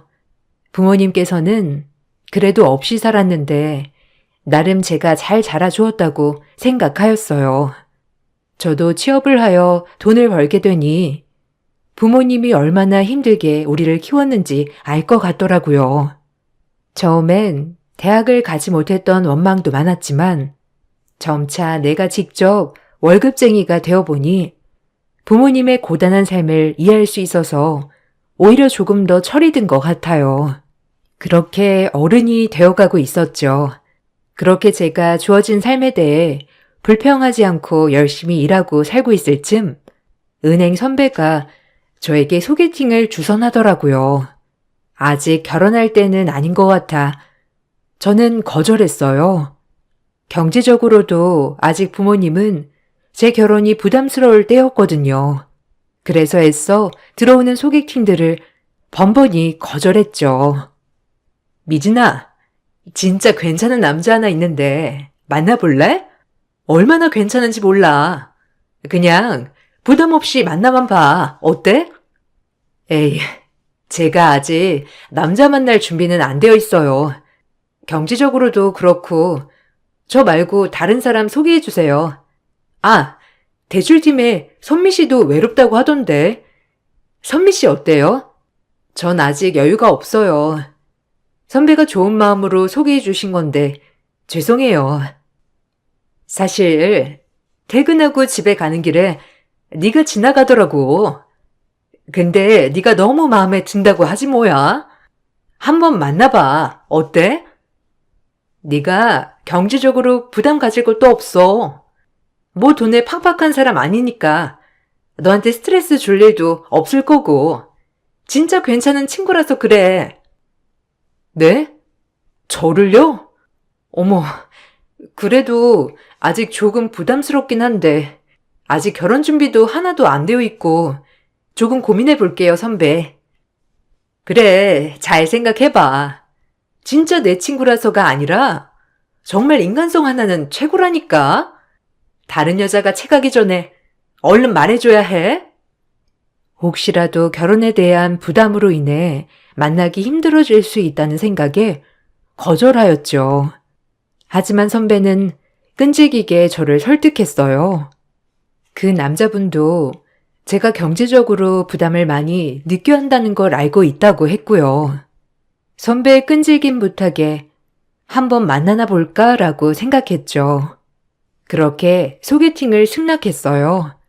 제 인생에서 첫 소개팅이었죠. 얼마나 괜찮은 남자길래 선배가 그렇게 말을 했는지 궁금은 하더라고요. 그리고 선배가 소개해준 남자를 만났습니다. 그 남자가 지금의 현 남편이죠. 남편은 첫 만남부터 훈훈한 인상에 굉장히 온화한 미소를 가지고 있었어요. 남을 생각하는 배려, 처음 보자마자 그의 인상에 반해버렸죠. 저도 모르게 그에게 스며들었습니다. 처음에 선배한테 소개를 안 받겠다고 하는 것이 민망할 정도로 제가 더 마음에 들어버렸죠. 놀랄 만큼 저희는 가까워졌어요. 제가 엄청 끈질기게 소개해달라고 했었는데 드디어 성공했네요. 미진 씨만 괜찮다면 앞으로도 만나고 싶어요. 감사합니다. 저를 좋게 봐주셔서. 저도 결혼에 부담만 없다면 승철 씨 만나는 거 좋아요. 다정하시고 매너 있으시니까요. 이렇게 말하면 좀 너무 성급한 것 같지만 정말 저희 집에 몸만 오셔도 됩니다. 그 정도로 제가 다 준비되어 있으니까요. 네? 아, 그래도 어떻게 그러나요? 말이라도 그렇게 좋게 해주셔서 감사해요. 전 그래도 일도 오래 해야 하고 또 걸리는 게 많아요. 남편은 그런 저를 이해해 주었고 저희 가난 아픔까지도 본인의 가난처럼 여겼어요. 저를 안쓰럽게 생각하는 사람이었죠. 그렇게 저희는 서로에게 스며들었고 만남을 갖기 시작했죠. 만나다 보니 역시나 남편은 정말 좋은 사람이었어요. 하지만 집안이 저희 집과 많이 차이가 났기 때문에 제가 조금 부담이 되는 건 사실이었어요.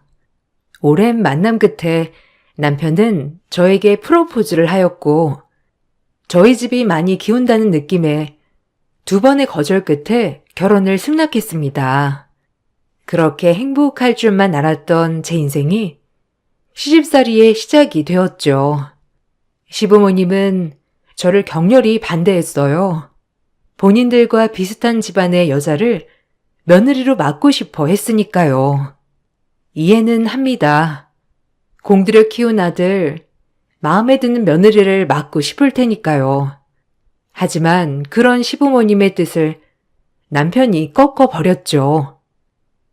정말 마음에 들지 않지만 우리 승철이가 죽고 못 산다니 허락하는 거다. 알겠니? 내가 무슨 마음으로 허락하는지만 알아둬. 네, 감사합니다. 어머님 마음에 제가 들진 않겠지만 앞으로 최선을 다할게요. 지켜봐 주세요. 승철 씨한테도 잘할게요. 우리 집에 동서 같은 사람이 들어올 줄 몰랐어, 정말. 뭐 대단한 재벌집은 아니지만 그래도 명망 있는 집이거든, 우리가. 네, 형님이랑도 잘 지내보고 싶어요. 아무래도 승철 씨가 형제가 딱 둘이다 보니 친하게 지내면 좋을 것 같아서요. 내가 동서랑? 아무리 형제라도 급이 맞아야 잘 지내겠지? 그런 부분은 생각해봤고? 되게 웃긴다, 동서. 골 때려. 네? 형님이 그렇게 생각하신다면 아쉽네요. 형님 마음 잘 알겠습니다. 그래도 너무 무시하진 마세요. 남편의 집안은 아버님이 큰 유통회사를 하고 있었고, 아주버님은 고등학교 역사 선생님이었어요. 형님 또한 초등학교 교사였고요. 고졸 출신 은행 공채 직원이 마음에 들 리가 없었죠. 남편도 아버님 사업을 이어서 같이 하고 있었기 때문에 경제적으로는 여유로웠어요.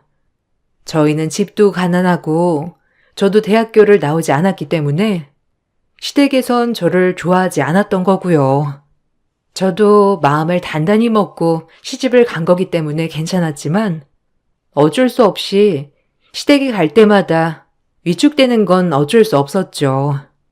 하지만 남편이 잘해주어서 행복했어요. 그렇게 저희는 결혼을 했습니다. 친정 부모님은 없는 형편이었지만 그래도 저희 살림에 보탬이 되라고 쌈짓돈을 챙겨 주었죠. 얼마 안 되는 돈인데 그동안 해준 것도 없고 이렇게 본인이 다 준비해서 시집 가는데 아빠가 해줄 게 이것밖에 없다. 에이, 아빠 무슨 이런 거 안 해줘도 돼. 엄마 아빠도 어려우면서 이런 돈은 날 왜 줘? 얼른 넣어둬, 응? 받아, 미진아. 엄마 아빠가 그동안 정말 해준 게 없어서 그래. 우리 딸 혼자 잘 자라서 취직도 하고 결혼도 하고 기특하다. 그리고 이건 조상님이 물려주신 건데 꼭 가지고 있어라. 나중에 이게 가치가 있을지도 모르니까 알겠지? 이건 아빠가 애지중지 하는 거 아니었어? 나 자식이라고 물려주는 거야? 아빠가 애지중지 한 만큼 나도 잘 보관할게요. 모든 부모님이 그렇듯 없는 돈에도 조금이라도 해주고 싶어 하는 맘이었죠. 그리고 부모님이 쌈짓돈과 챙겨주신 거는 한 몸으로 쓰여있는 종이었어요. 언제적 거였는진 모르겠지만 예전부터 집에 가품처럼 모셔왔다고 하더라고요. 막상 아빠가 아끼는 종이를 제가 받게 되니 마음이 이상했어요. 정말 시집을 가는구나라는 마음이 들었죠. 그렇게 눈물 콧물 짜며 시집을 갔습니다. 다행히 저희는 바로 분가를 했기 때문에 시댁에서 받는 스트레스는 매일 오진 않았어요. 그래서 괜찮을 줄 알았습니다. 평일엔 제가 일도 하고 남편과는 트러블이 없었기 때문에 괜찮았거든요. 하지만 주말마다 저희를 불러대셨기 때문에 주말엔 가야 했죠. 주말마다 시댁에 가는 날이면 금요일 밤부터 한숨이 나왔어요. 잠도 안 오고요. 그때 당시를 생각하면 저는 그때 약간의 공황장애가 있었던 것 같기도 해요. 시댁 현관 앞에만 가면 한숨부터 나오고 숨이 잘 안 쉬어졌거든요. 제가 들어서면 형님은 저를 보자마자 지적부터 했어요. 머리 스타일, 옷, 살이 빠졌네, 쪘네부터 외모적인 지적은 물론이고 역시나 끝은 배움으로 무시했죠. 처음엔 매번 당하기만 하다가 이대로는 제정신이 너무 힘들 것 같아 반격을 하기 시작하였어요. 하지만 형님의 귀는 소기에 경에 끼었죠. 어머, 동서. 오늘은 패션 콘셉트가 뭐야? 나 진짜 그런 옷 고를래도 못 고르겠다. 어쩜 이리 센스가 없는지. 센스가 없는 사람은 마네킹에 그대로 걸린 옷 사면 되는데 이게 못 보고 자라서 그런 건가? 옷차림 좀 신경 써. 우리 집안이 어디 보통 집안이야? 네 형님 말이 맞다. 뭔 시댁에 오는 꼴이 그게 뭐니? 나중에 어른들도 만나고 해야 할 텐데 신경 좀 써라. 네 형님 입는 옷 스타일 좀 배워. 아, 이거 승졸 씨가 사준 거예요, 어머니 형님. 앞으로는 제가 골라볼게요. 그래도 옷 못 입는다는 소린 안 들어봤거든요. 서방님이 사준 거라고? 아휴, 서방님도 참. 아니, 머리는 또 왜 그래? 머리 스타일도 약간 옛날 스타일 같아, 동서는. 아, 제 머리가요? 은행에선 저보고 머리 너무 예쁘다고 하던데. 형님 스타일 맞추기 되게 힘드네요. 서원이가 나중에 데리고 올 형님 며느리감은 피곤하겠어요. 머리부터 발끝까지 그렇게 본인 스타일을 강요하시니 안 그래요? 뭐라고? 동서 지금 나한테 말 대꾸 하는 거야? 웃긴다 진짜. 서원이 얘기가 왜 나와 거기서? 그리고 우리 서원이가 동서 같은 사람을 데리고 오겠어? 동서 착각하나 본데? 진짜 동서는 우리 집이랑 급이 안 맞는 거 알잖아. 그러니까 적당히 까불어, 어? 그만들 해라. 작은 애 너는 네 형님한테 말본세가 그게 뭐냐? 그래서 폰대 없다고 하는 거야, 알겠어? 이제 그만해라. 지적질을 유도하는 형님이 얄미워서 저렇게 애둘러 말도 해봤지만 형님의 지적질은 끝나지 않았죠. 맹수가 먹이를 찾듯이 형님에겐 저는 먹잇감 그 이상이었으니까요. 남을 깎아내리면서 본인을 추켜 세우는 형님을 어머님은 얼마나 예뻐하셨는지. 제가 조금이라도 형님에게 말대꾸를 하는 날엔 시어머니의 호통 때문에 살 수가 없었죠. 괜한 집에 분란을 일으키는 것 같아 참았어요. 남편도 체면이 있었기 때문에 제가 너무 큰 소리를 내면 남편이 곤란해질 것 같았거든요. 그렇게 시댁은 저에게 늘 어려웠어요. 그래도 미진이가 아침밥도 잘 챙겨주고 얼마나 잘하는데. 내가 요새 살이 쪘다니까. 형은 살 좀 쪄야 하는 거 아니야? 그놈의 역사 공부가 뭐라고. 이제 선생님이면 그냥 마음 편하게 애들 가르치고 편하게 살아, 형. 너무 스트레스 받는 거 아니야? 그러니까요. 서방님이 말 좀 해주세요. 매일 방에 틀어박혀서 뭔 그렇게 공부를 하는지. 저랑은 얼굴 볼 시간도 없다니까요. 에이, 내가 뭘. 네가 역사에 대해 아냐? 우리나라 선조들이 얼마나 대단한 사람들이었는데 알면 알수록 대단하다고. 아휴, 그래도 그렇지. 나랑 얼굴 볼 시간은 돼야지, 안 그래? 맨날 밥만 먹고 공부만 하니까 살이 빠지는 거야.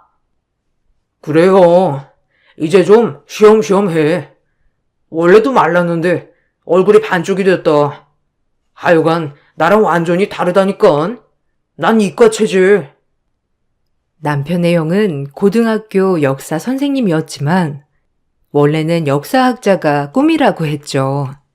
그래서 아버님이 키워온 회사를 형에게 물려주고 싶어 했지만 아주버님은 완강히 거부를 했다고 했어요.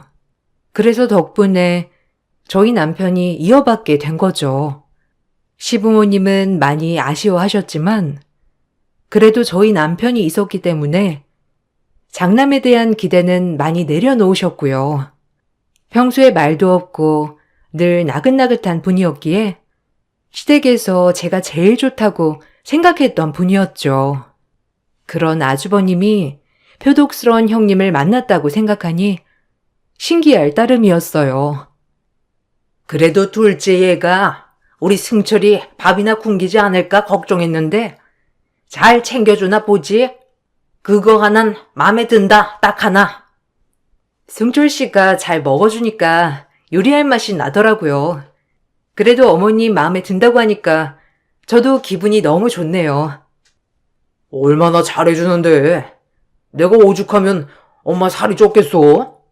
결혼하니까 밥도 맛있고 간식도 많이 챙겨주고 좋아. 하지만 형님은 어머님이 제 칭찬하는 꼴도 못 보셨죠. 그래서 이해질세라 저를 내려깎기 시작하였죠. 초등학교 교사가 맞는지 자질이 늘 의심스러웠어요. 가방끈이 길면 뭐하나.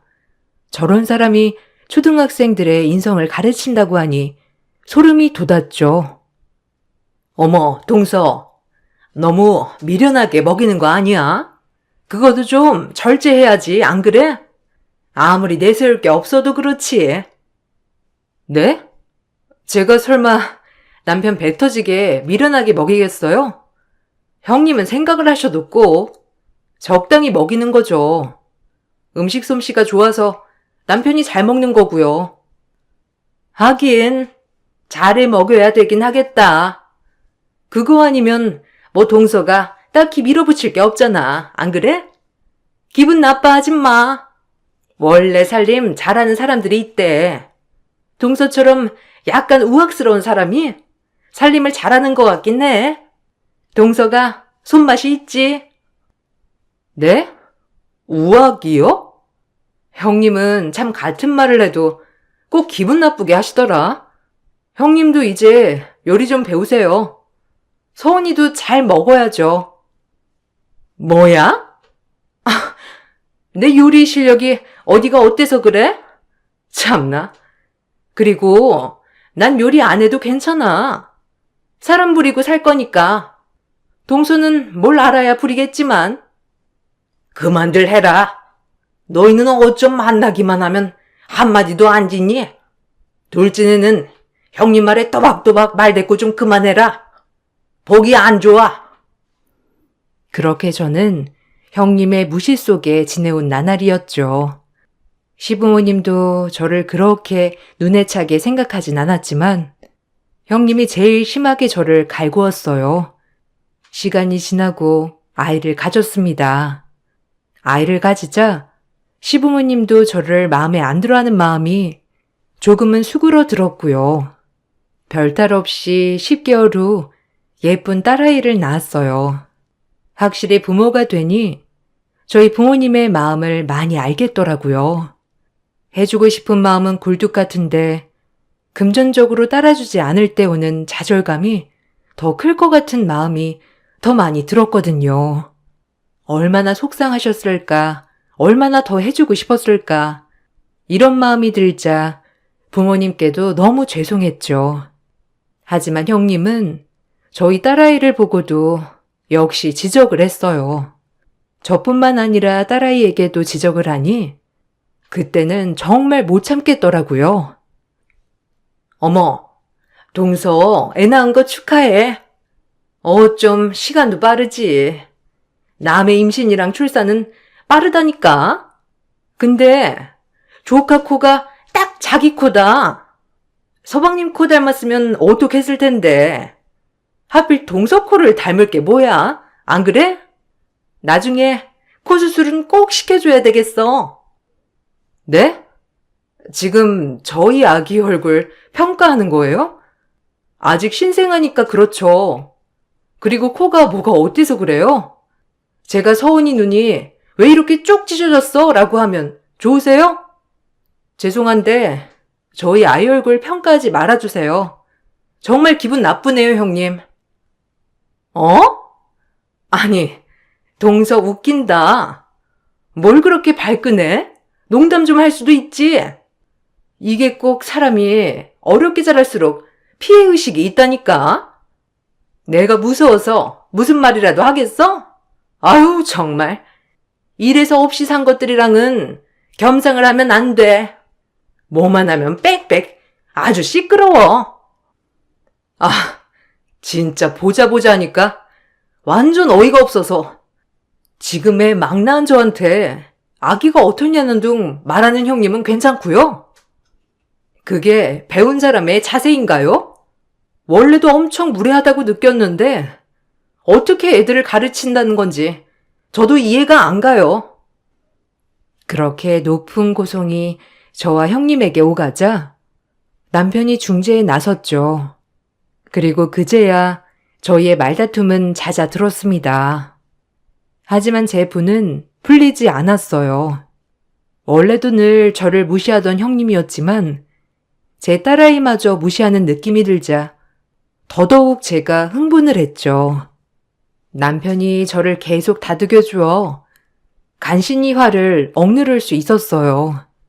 그 정도로 형님은 저를 정말 무시했었죠. 내가 미안해. 형수 원래 남 무시하기가 득기잖아. 그냥 우리 예린이 보고 툭 던진 말일 텐데 자기가 참아. 내가 어떻게 참아? 나한테 그러는 건 참아도 우리 예린이 가지고 그러는 거 못 참아. 한두 번 참는 것도 아니야. 알지. 그래도 지금 몸조리 잘해야 하니까 너무 스트레스 받지 말고 한 귀로 듣고 한 귀로 흘려. 자기 건강 다칠까봐 걱정돼. 그렇게 남편의 위로 속에 마음을 진정해 갔죠. 하지만 그날 묵은 앙금이 컸던 탓인지 형님과는 전보다도 더 좋지 않은 감정이 생겼어요. 형님은 저를 본인과 급이 다른 사람으로 무시했고 저는 그런 형님의 모습을 견딜 수 없었고요. 반복이 되자 만나기만 하면 으르렁대는 사이가 되었죠. 이렇게 5년 정도가 흘렀어요.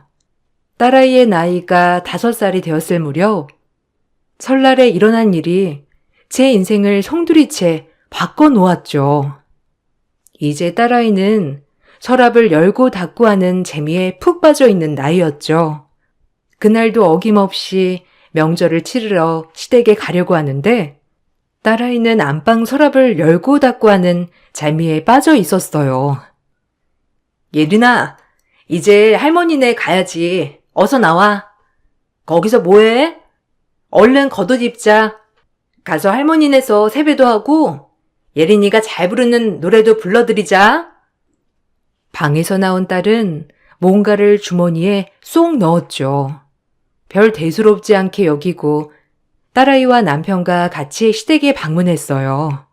저와 어머님, 형님은 한참 음식을 준비하고 있었죠. 한참 음식을 준비하고 있는데 형님이 장강에 들어가서 나오더니 저에게 노발대발 화를 내는 게 아니겠어요? 어머님, 저희 집에서 보낸 300만 원짜리 송로버섯이 없어졌거든요? 아니 분명 아침까지만 해도 장강에 있었는데 없어요. 에그머니나. 아니 그게 어디 갔다니? 그 귀한 송로버섯을 사돈이 보내주신 건데 얼른 찾아야지. 잘 찾아본 거야? 제가 몇 번이고 뒤져도 없어요. 아까 분명 동서 올 때까지만 해도 있었는데 이상하단 말이야. 이게 없어질 일이 없잖아요. 동서, 너 아니야? 이거 비싼 버섯인 줄 알고 네가 꿀꺽한 거 아니냐고. 너 아니면 누구니? 그럴 사람이 여기 또 어디 있어? 어? 네? 지금 저 의심하시는 거예요? 참나. 아니 형님, 말이 되는 소리를 해야죠. 지금 저보고 버섯 도둑이라고 하는 거예요? 너 아니면 누구니? 그리고 우리 집에 이런 짓 할 사람이 너밖에 또 누가 있어? 멀쩡히 있던 송로버섯이 왜 없어지냐고? 아니 형님, 말이 되는 소리를 하세요. 뻔히 같이 계속 음식했는데 무슨 버섯을 훔쳐요 제가? 어머님, 말씀 좀 해보세요. 아니 그래, 얘 큰애야. 그건 아닌 것 같다. 진정 좀 해. 잘 찾아보자. 어디 구석에 떨어졌거나 하지 않았겠니? 어? 아니요. 분명 동서 오기 전엔 있었어요. 너 당장 바른 대로 말하지 못해? 너같이 근본 없는 애가 300짜리니까 눈이 돌았겠지. 아니야? 없이 자라서 이런 거 보면 눈 돌아갈 거 아니야.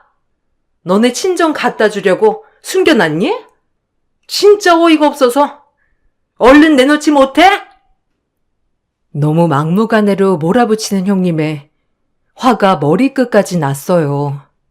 제가 애들도 아니고 너너거리면서 저에게 따지듯 몰아붙이니 저도 꼭지가 돌더라고요. 그리고 이제 한 아이의 엄마인데 이렇게 모욕을 줄 수 있나 하는 마음에서도 화가 너무 났죠. 아니 형님, 저한테 피해의식 있으세요? 예전부터 저를 그렇게 못 잡아먹어서 안달이었는데 하다하다 도둑이라뇨. 뻔뻔하기는. 네 년이잖아. 네가 우리 집에서 선물해준 300만 원짜리 송로버섯 훔쳐간 도둑이잖아. 너 아니면 누구야? 형님은 제 입에서 피해의식이라는 말이 떨어지자마자 눈이 뒤집어지더라고요. 그러더니 모든 전들을 저에게 집어던지고 미친 사람처럼 저에게 달려들었죠. 세상 태어나서 이렇게 무식하게 저한테 달려드는 사람은 처음이었어요. 전을 맞으면서 어안이 벙벙하였고 급기야 형님은 제 머리채를 잡기 시작했습니다. 세상 태어나 처음으로 잡힌 머리채였어요. 놀란 저는 애써 뿌리치려고 했죠. 어머, 이거 안 나요? 아, 미쳤나봐 진짜. 어디라고 나한테 손을 대? 여보, 이건 나요. 안 그러면 저도 잡습니다. 네가 어디 할 말이 있어? 바른 대로 말하지 못해? 이 도둑아! 송로버섯 어디 있냐고! 그게 얼마짜린데 얼른 안 내놔? 제가 소리를 고래고래 지르자 그제야 남편이 들어와 형님을 뜯어 말렸습니다. 그리고 남편도 매우 화가 난 눈치였죠. 아니, 뭐 하는 짓이에요? 형수님 이렇게 몰상식한 분이었어요? 아, 참나. 기가 막혀서 말이 안 나오네. 그리고 도둑이라뇨? 지금 예린이 엄마 보고 도둑이라고 한 겁니까? 당장 사과하세요. 그깟 300만 원짜리 송로버섯을 훔칠 사람으로 보여요? 아, 진짜 너무 충격적이네요. 그럼 누구란 말이에요? 이 집에서 근본 없는 사람은 동서 하나뿐인데 이런 짓 할 사람이 어디 있냐고요? 서방님이 말 좀 해보세요. 끝까지 근본 타령을 하는 것을 보고 어이가 없었죠. 진짜 미친 사람인 줄 알았어요. 그렇게 형님과 제가 고래고래 소리를 지르며 싸우고 있을 때 아주버님이 헐레벌떡 들어오는 거 아니겠어요? 그리고 아주버님 입에서 나온 말은 또 한 번 충격적이었습니다. 이 근본 없는 작것들아, 전부 나가! 어디 위대한 재수씨한테 함부로 손을 대? 당신 미쳤어? 재수씨가 누군 줄 알아? 당신이야말로 미쳤어? 지금 나한테 근본 없는 작것이라고 한 거야? 예린 엄마가 아니고? 아, 당신 제정신이야? 내가 누군 줄 알고? 조용해, 당신. 그만 못해? 재수씨가 얼마나 대단한 사람인데 지금 함부로 이렇게 대하는 거야? 얼른 사과드려. 뭐라는 거야? 지금 사과받아야 할 사람은 누군데 그래? 정신 차려. 지금 우리 아빠가 준 송로버섯이 없어졌다니까, 어? 그깟 송로버섯이 뭐가 중요해? 재수씨 조상님이 누군지나 알고 그러는 거야? 우리랑은 근본부터가 다르다고. 아주버님의 입에서 나온 말은 가히 놀라웠습니다. 제 딸아이와 형님의 아들이 거실에서 놀고 있을 때 제 딸아이가 아까 집 서랍에서 챙긴 종이를 떨군 모양이더라고요. 아주버님은 그 종이를 보자마자 한참을 들여다봤다고 해요. 역사학자가 꿈이었지만 학자까지 되지 못한 아주버님은 한문과 역사에 대해 아주 빠삭한 분이셨거든요. 그 종이는 바로 우리나라 사단법인 애국동지 원호회에서 발급한 감사장이었어요. 저희 돌아가신 할아버지께서 예전 독립운동을 할 때 만주에 있는 독립군들을 치료해 주셨던 의사였다고 합니다. 종이들이 여러 장이 있었는데 그 중엔 할아버지께서 독립군들의 자금도 조달해주고 치료도 해주는 사람이었던 거죠. 이 말을 들으니 아차 했어요. 저도 몰랐던 것이었거든요. 시대가 변했고 우리나라 독립에 애써주시는 많은 사람들이 잊혀가고 있는 이 순간이 참으로 애석하더군요. 제가 그런 집안의 자손이었다는 것도 몰랐으니까요. 그 말을 들으니 뭔가 머리가 땅하고 맞은 것 같았습니다. 가난했지만 나라의 독립을 위해 애썼던 분이 우리 할아버지라고 하니 뿌듯하기도 했고요. 이 말이 끝나고 아주버님은 저에게 말씀을 하셨어요. 그리고 가족들에게도 얘기하셨습니다. 재수씨, 그동안 죄송해요. 저희 집은 잘난 거 하나 없이 돈만 많은 집인데 재수씨의 집안 배경 보고 저희 아빠 엄마도 그렇고 이 사람도 많이 무시했죠. 사람 위에 사람 없고 사람 밑에 사람 없는 건데 재수씨의 조상님이 독립을 위해 애써주신 분이라면 지금의 이 나라가 있기 위해 매우 애써주신 분이실 텐데 이거야말로 대단하지 않을 수 없는 거죠. 그동안 저희 집 무례 잊어주세요. 그리고 엄마 아빠도 사과해요. 뭐 지금은 덜 그러시지만 그래도 우리 집이랑 비교도 안 되는 집안이에요. 재수씨 집안은. 당신도 얼른 사과해. 지금 그깟 송로버섯이 중요한 게 아니야. 얼마나 대단한 분이 조상님이셔, 안 그래? 점점 잊혀지고 있는 이런 독립군들의 희생을 우리가 알아야 한단 말이야. 제가 와이프 대신 사과할게요. 죄송해요, 재수씨. 용서해 주세요. 갑작스러운 아주버님의 사과에 어안이 벙벙해졌어요. 그리고 그 말이 끝나자 어머님, 아버님도 저를 보는 시선이 달라졌고요. 사실 정말 재조명되어야 할 사람들이 많은데 점점 잊혀가고 있는 건 사실이니까요. 저조차도 마찬가지로 말이죠. 형님은 그 말을 듣자마자 놀래서 얼굴이 벌개졌습니다. 그리고 타이밍 좋게 그때 형님 아들 서은이가 방에서 송로버섯을 가지고 나오는 게 아니겠어요? 그 송로버섯을 보니 더 어이가 없더군요. 생사람을 잡아도 유분수지 이렇게 잡을 수가 있나 싶어서요. 형님, 저기 서은이 손에 달린 송로버섯 좀 보세요. 장강에 놔뒀다고 하지 않았나요? 지금 찾아보지도 않고 저 쥐잡듯 잡은 거예요? 아니 그게 왜 거기 있어? 아우 서은아, 너 엄마 물건 가지고 장난치지 말랬지? 이상하다. 왜 거기서 나왔지? 사과도 하지 않고 얼렁뚱땅 넘어가려고 하는 꼴을 보니 화가 머리끝까지 났습니다. 그래서 아주 와다다 따졌죠. 사과는 하셔야죠. 형님 초등학교 선생님이 고상한 척 하면 뭐예요? 이렇게 천성이 드러나는데 형님 집안은 친일파였으려나?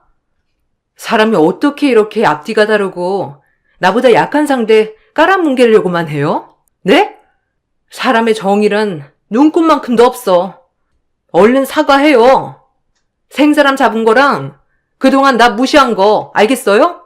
안 그럼 나 그냥 안 넘어가요. 정말 가만 안 있을 겁니다. 그래 큰애야.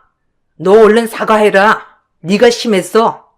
그리고 그전부터 작은애 계속 무시하는데 네가 뭐라도 되는 것처럼 그렇게 무시하면 되겠니? 그것도 사과해 당장. 명절에 기분 좋은 날 이게 뭐니? 그깟 송로버섯 하나로 아주 사람을 잡고 있어. 어머니, 지금 저한테 뭐라고 하신 거예요? 아니 처음부터 근본 없는 애가 시집왔다고 먼저 어머님이 그러셨잖아요. 그건 그때 얘기지. 그리고 지금 승섭이 말 들어보니까 아주 유서 깊은 집안 같구나, 우리 둘째네가. 그걸 돈으로 비교할 수 있겠어? 얼른 사과해. 그리고 나도 미리 사과한다, 작은 애야. 그때는 그냥 내가 왜 그랬는지 참 용서해 주렴. 네, 어머니, 괜찮아요. 근데 형님한텐 꼭 진정성 있는 사과를 받고 싶네요. 한두 번도 아니고 저를 그렇게 철저히 무시했는데. 뭐 하고 있어? 둘째가 사과 받자고 하잖아. 얼른 사과해. 너 안 그러면 이 집에 다신 발 못 붙일 줄 알아? 애가 천박하게 머리채나 잡고 말이야. 아유, 끔찍해. 어디서 저런 애가 굴러왔는지 내가 점점 보면 볼수록 무섭다니까. 아유, 징그러. 형님은 어머님의 말이 끝나기가 무섭게 눈물을 흘리고 뛰쳐나가셨습니다. 아무래도 어머님의 태도에 적잖이 충격받으신 모양이었어요. 얼마나 꼴 좋던지 못된 것 같지만 웃음이 막 나더라고요. 그리고 아무리 돈이 없어도 저희 집이 그런 독립군의 집안이라고 하니까 자부심도 막 생기고 딸아이가 크면 꼭 얘기해줘야겠다는 생각도 들었고요. 그렇게 일이 일어나고 며칠 뒤 아주버님이 얼마나 뭐라고 하셨는지 형님에게 전화로 그동안 미안했다고 한마디 사과 문자가 오더군요. 얼굴 보고 진정한 사과를 받아냈어야 했는데 형님 자존심에 이 문자 하기까지 얼마나 이불킥을 했을까 생각하니 그마저도 웃음이 나더라고요. 그로부터 거의 9년 정도의 시간이 지났고 저희는 아직 대면대면하게 지냅니다. 전보다 더 편해진 건 저를 더 이상 건들지도 않고요. 오히려 어려워하는 느낌이더라고요. 형님도 어머님한테 호되게 혼난 전적도 있어서 시댁에 와서는 말도 엄청 가려하고요. 아주버님은 아직까지 저를 볼 때마다 대단하신 집안의 재수씨라고 한답니다. 아주버님 덕분에 오히려 어머님도 그렇고 아버님도 더 저를 깍듯이 대해주시는 것 같아요. 오히려 너무 감사하죠. 제가 아주버님에게는. 시간이 많이 흘렀고 그때보다도 지금 역사가 점점 잊혀진다고 하지만 아직까지 극장이나 TV에서 독립운동하는 사람들이 나오면 마음이 찡하고 아려와요. 아무래도 저희 선조가 그렇게 살아왔다고 생각하니 대단하다고 느껴지거든요. 저도 저희 조상님 얼굴에 먹칠하지 않게 정직하고 정의롭게 살아야겠다고 결심했고요. 연초에 설날을 쇠면서 저희 에피소드가 생각이 나서 글을 한번 올려봅니다. 그리고 이렇게 살게 해주셔서 감사하다고도 꼭 우리 독립군, 국가유공자, 독립운동하신 모든 분들에게 감사하다고 전해드리고 싶어요. 늘 행복한 일 가득하시고 제 글 읽어주셔서 감사합니다.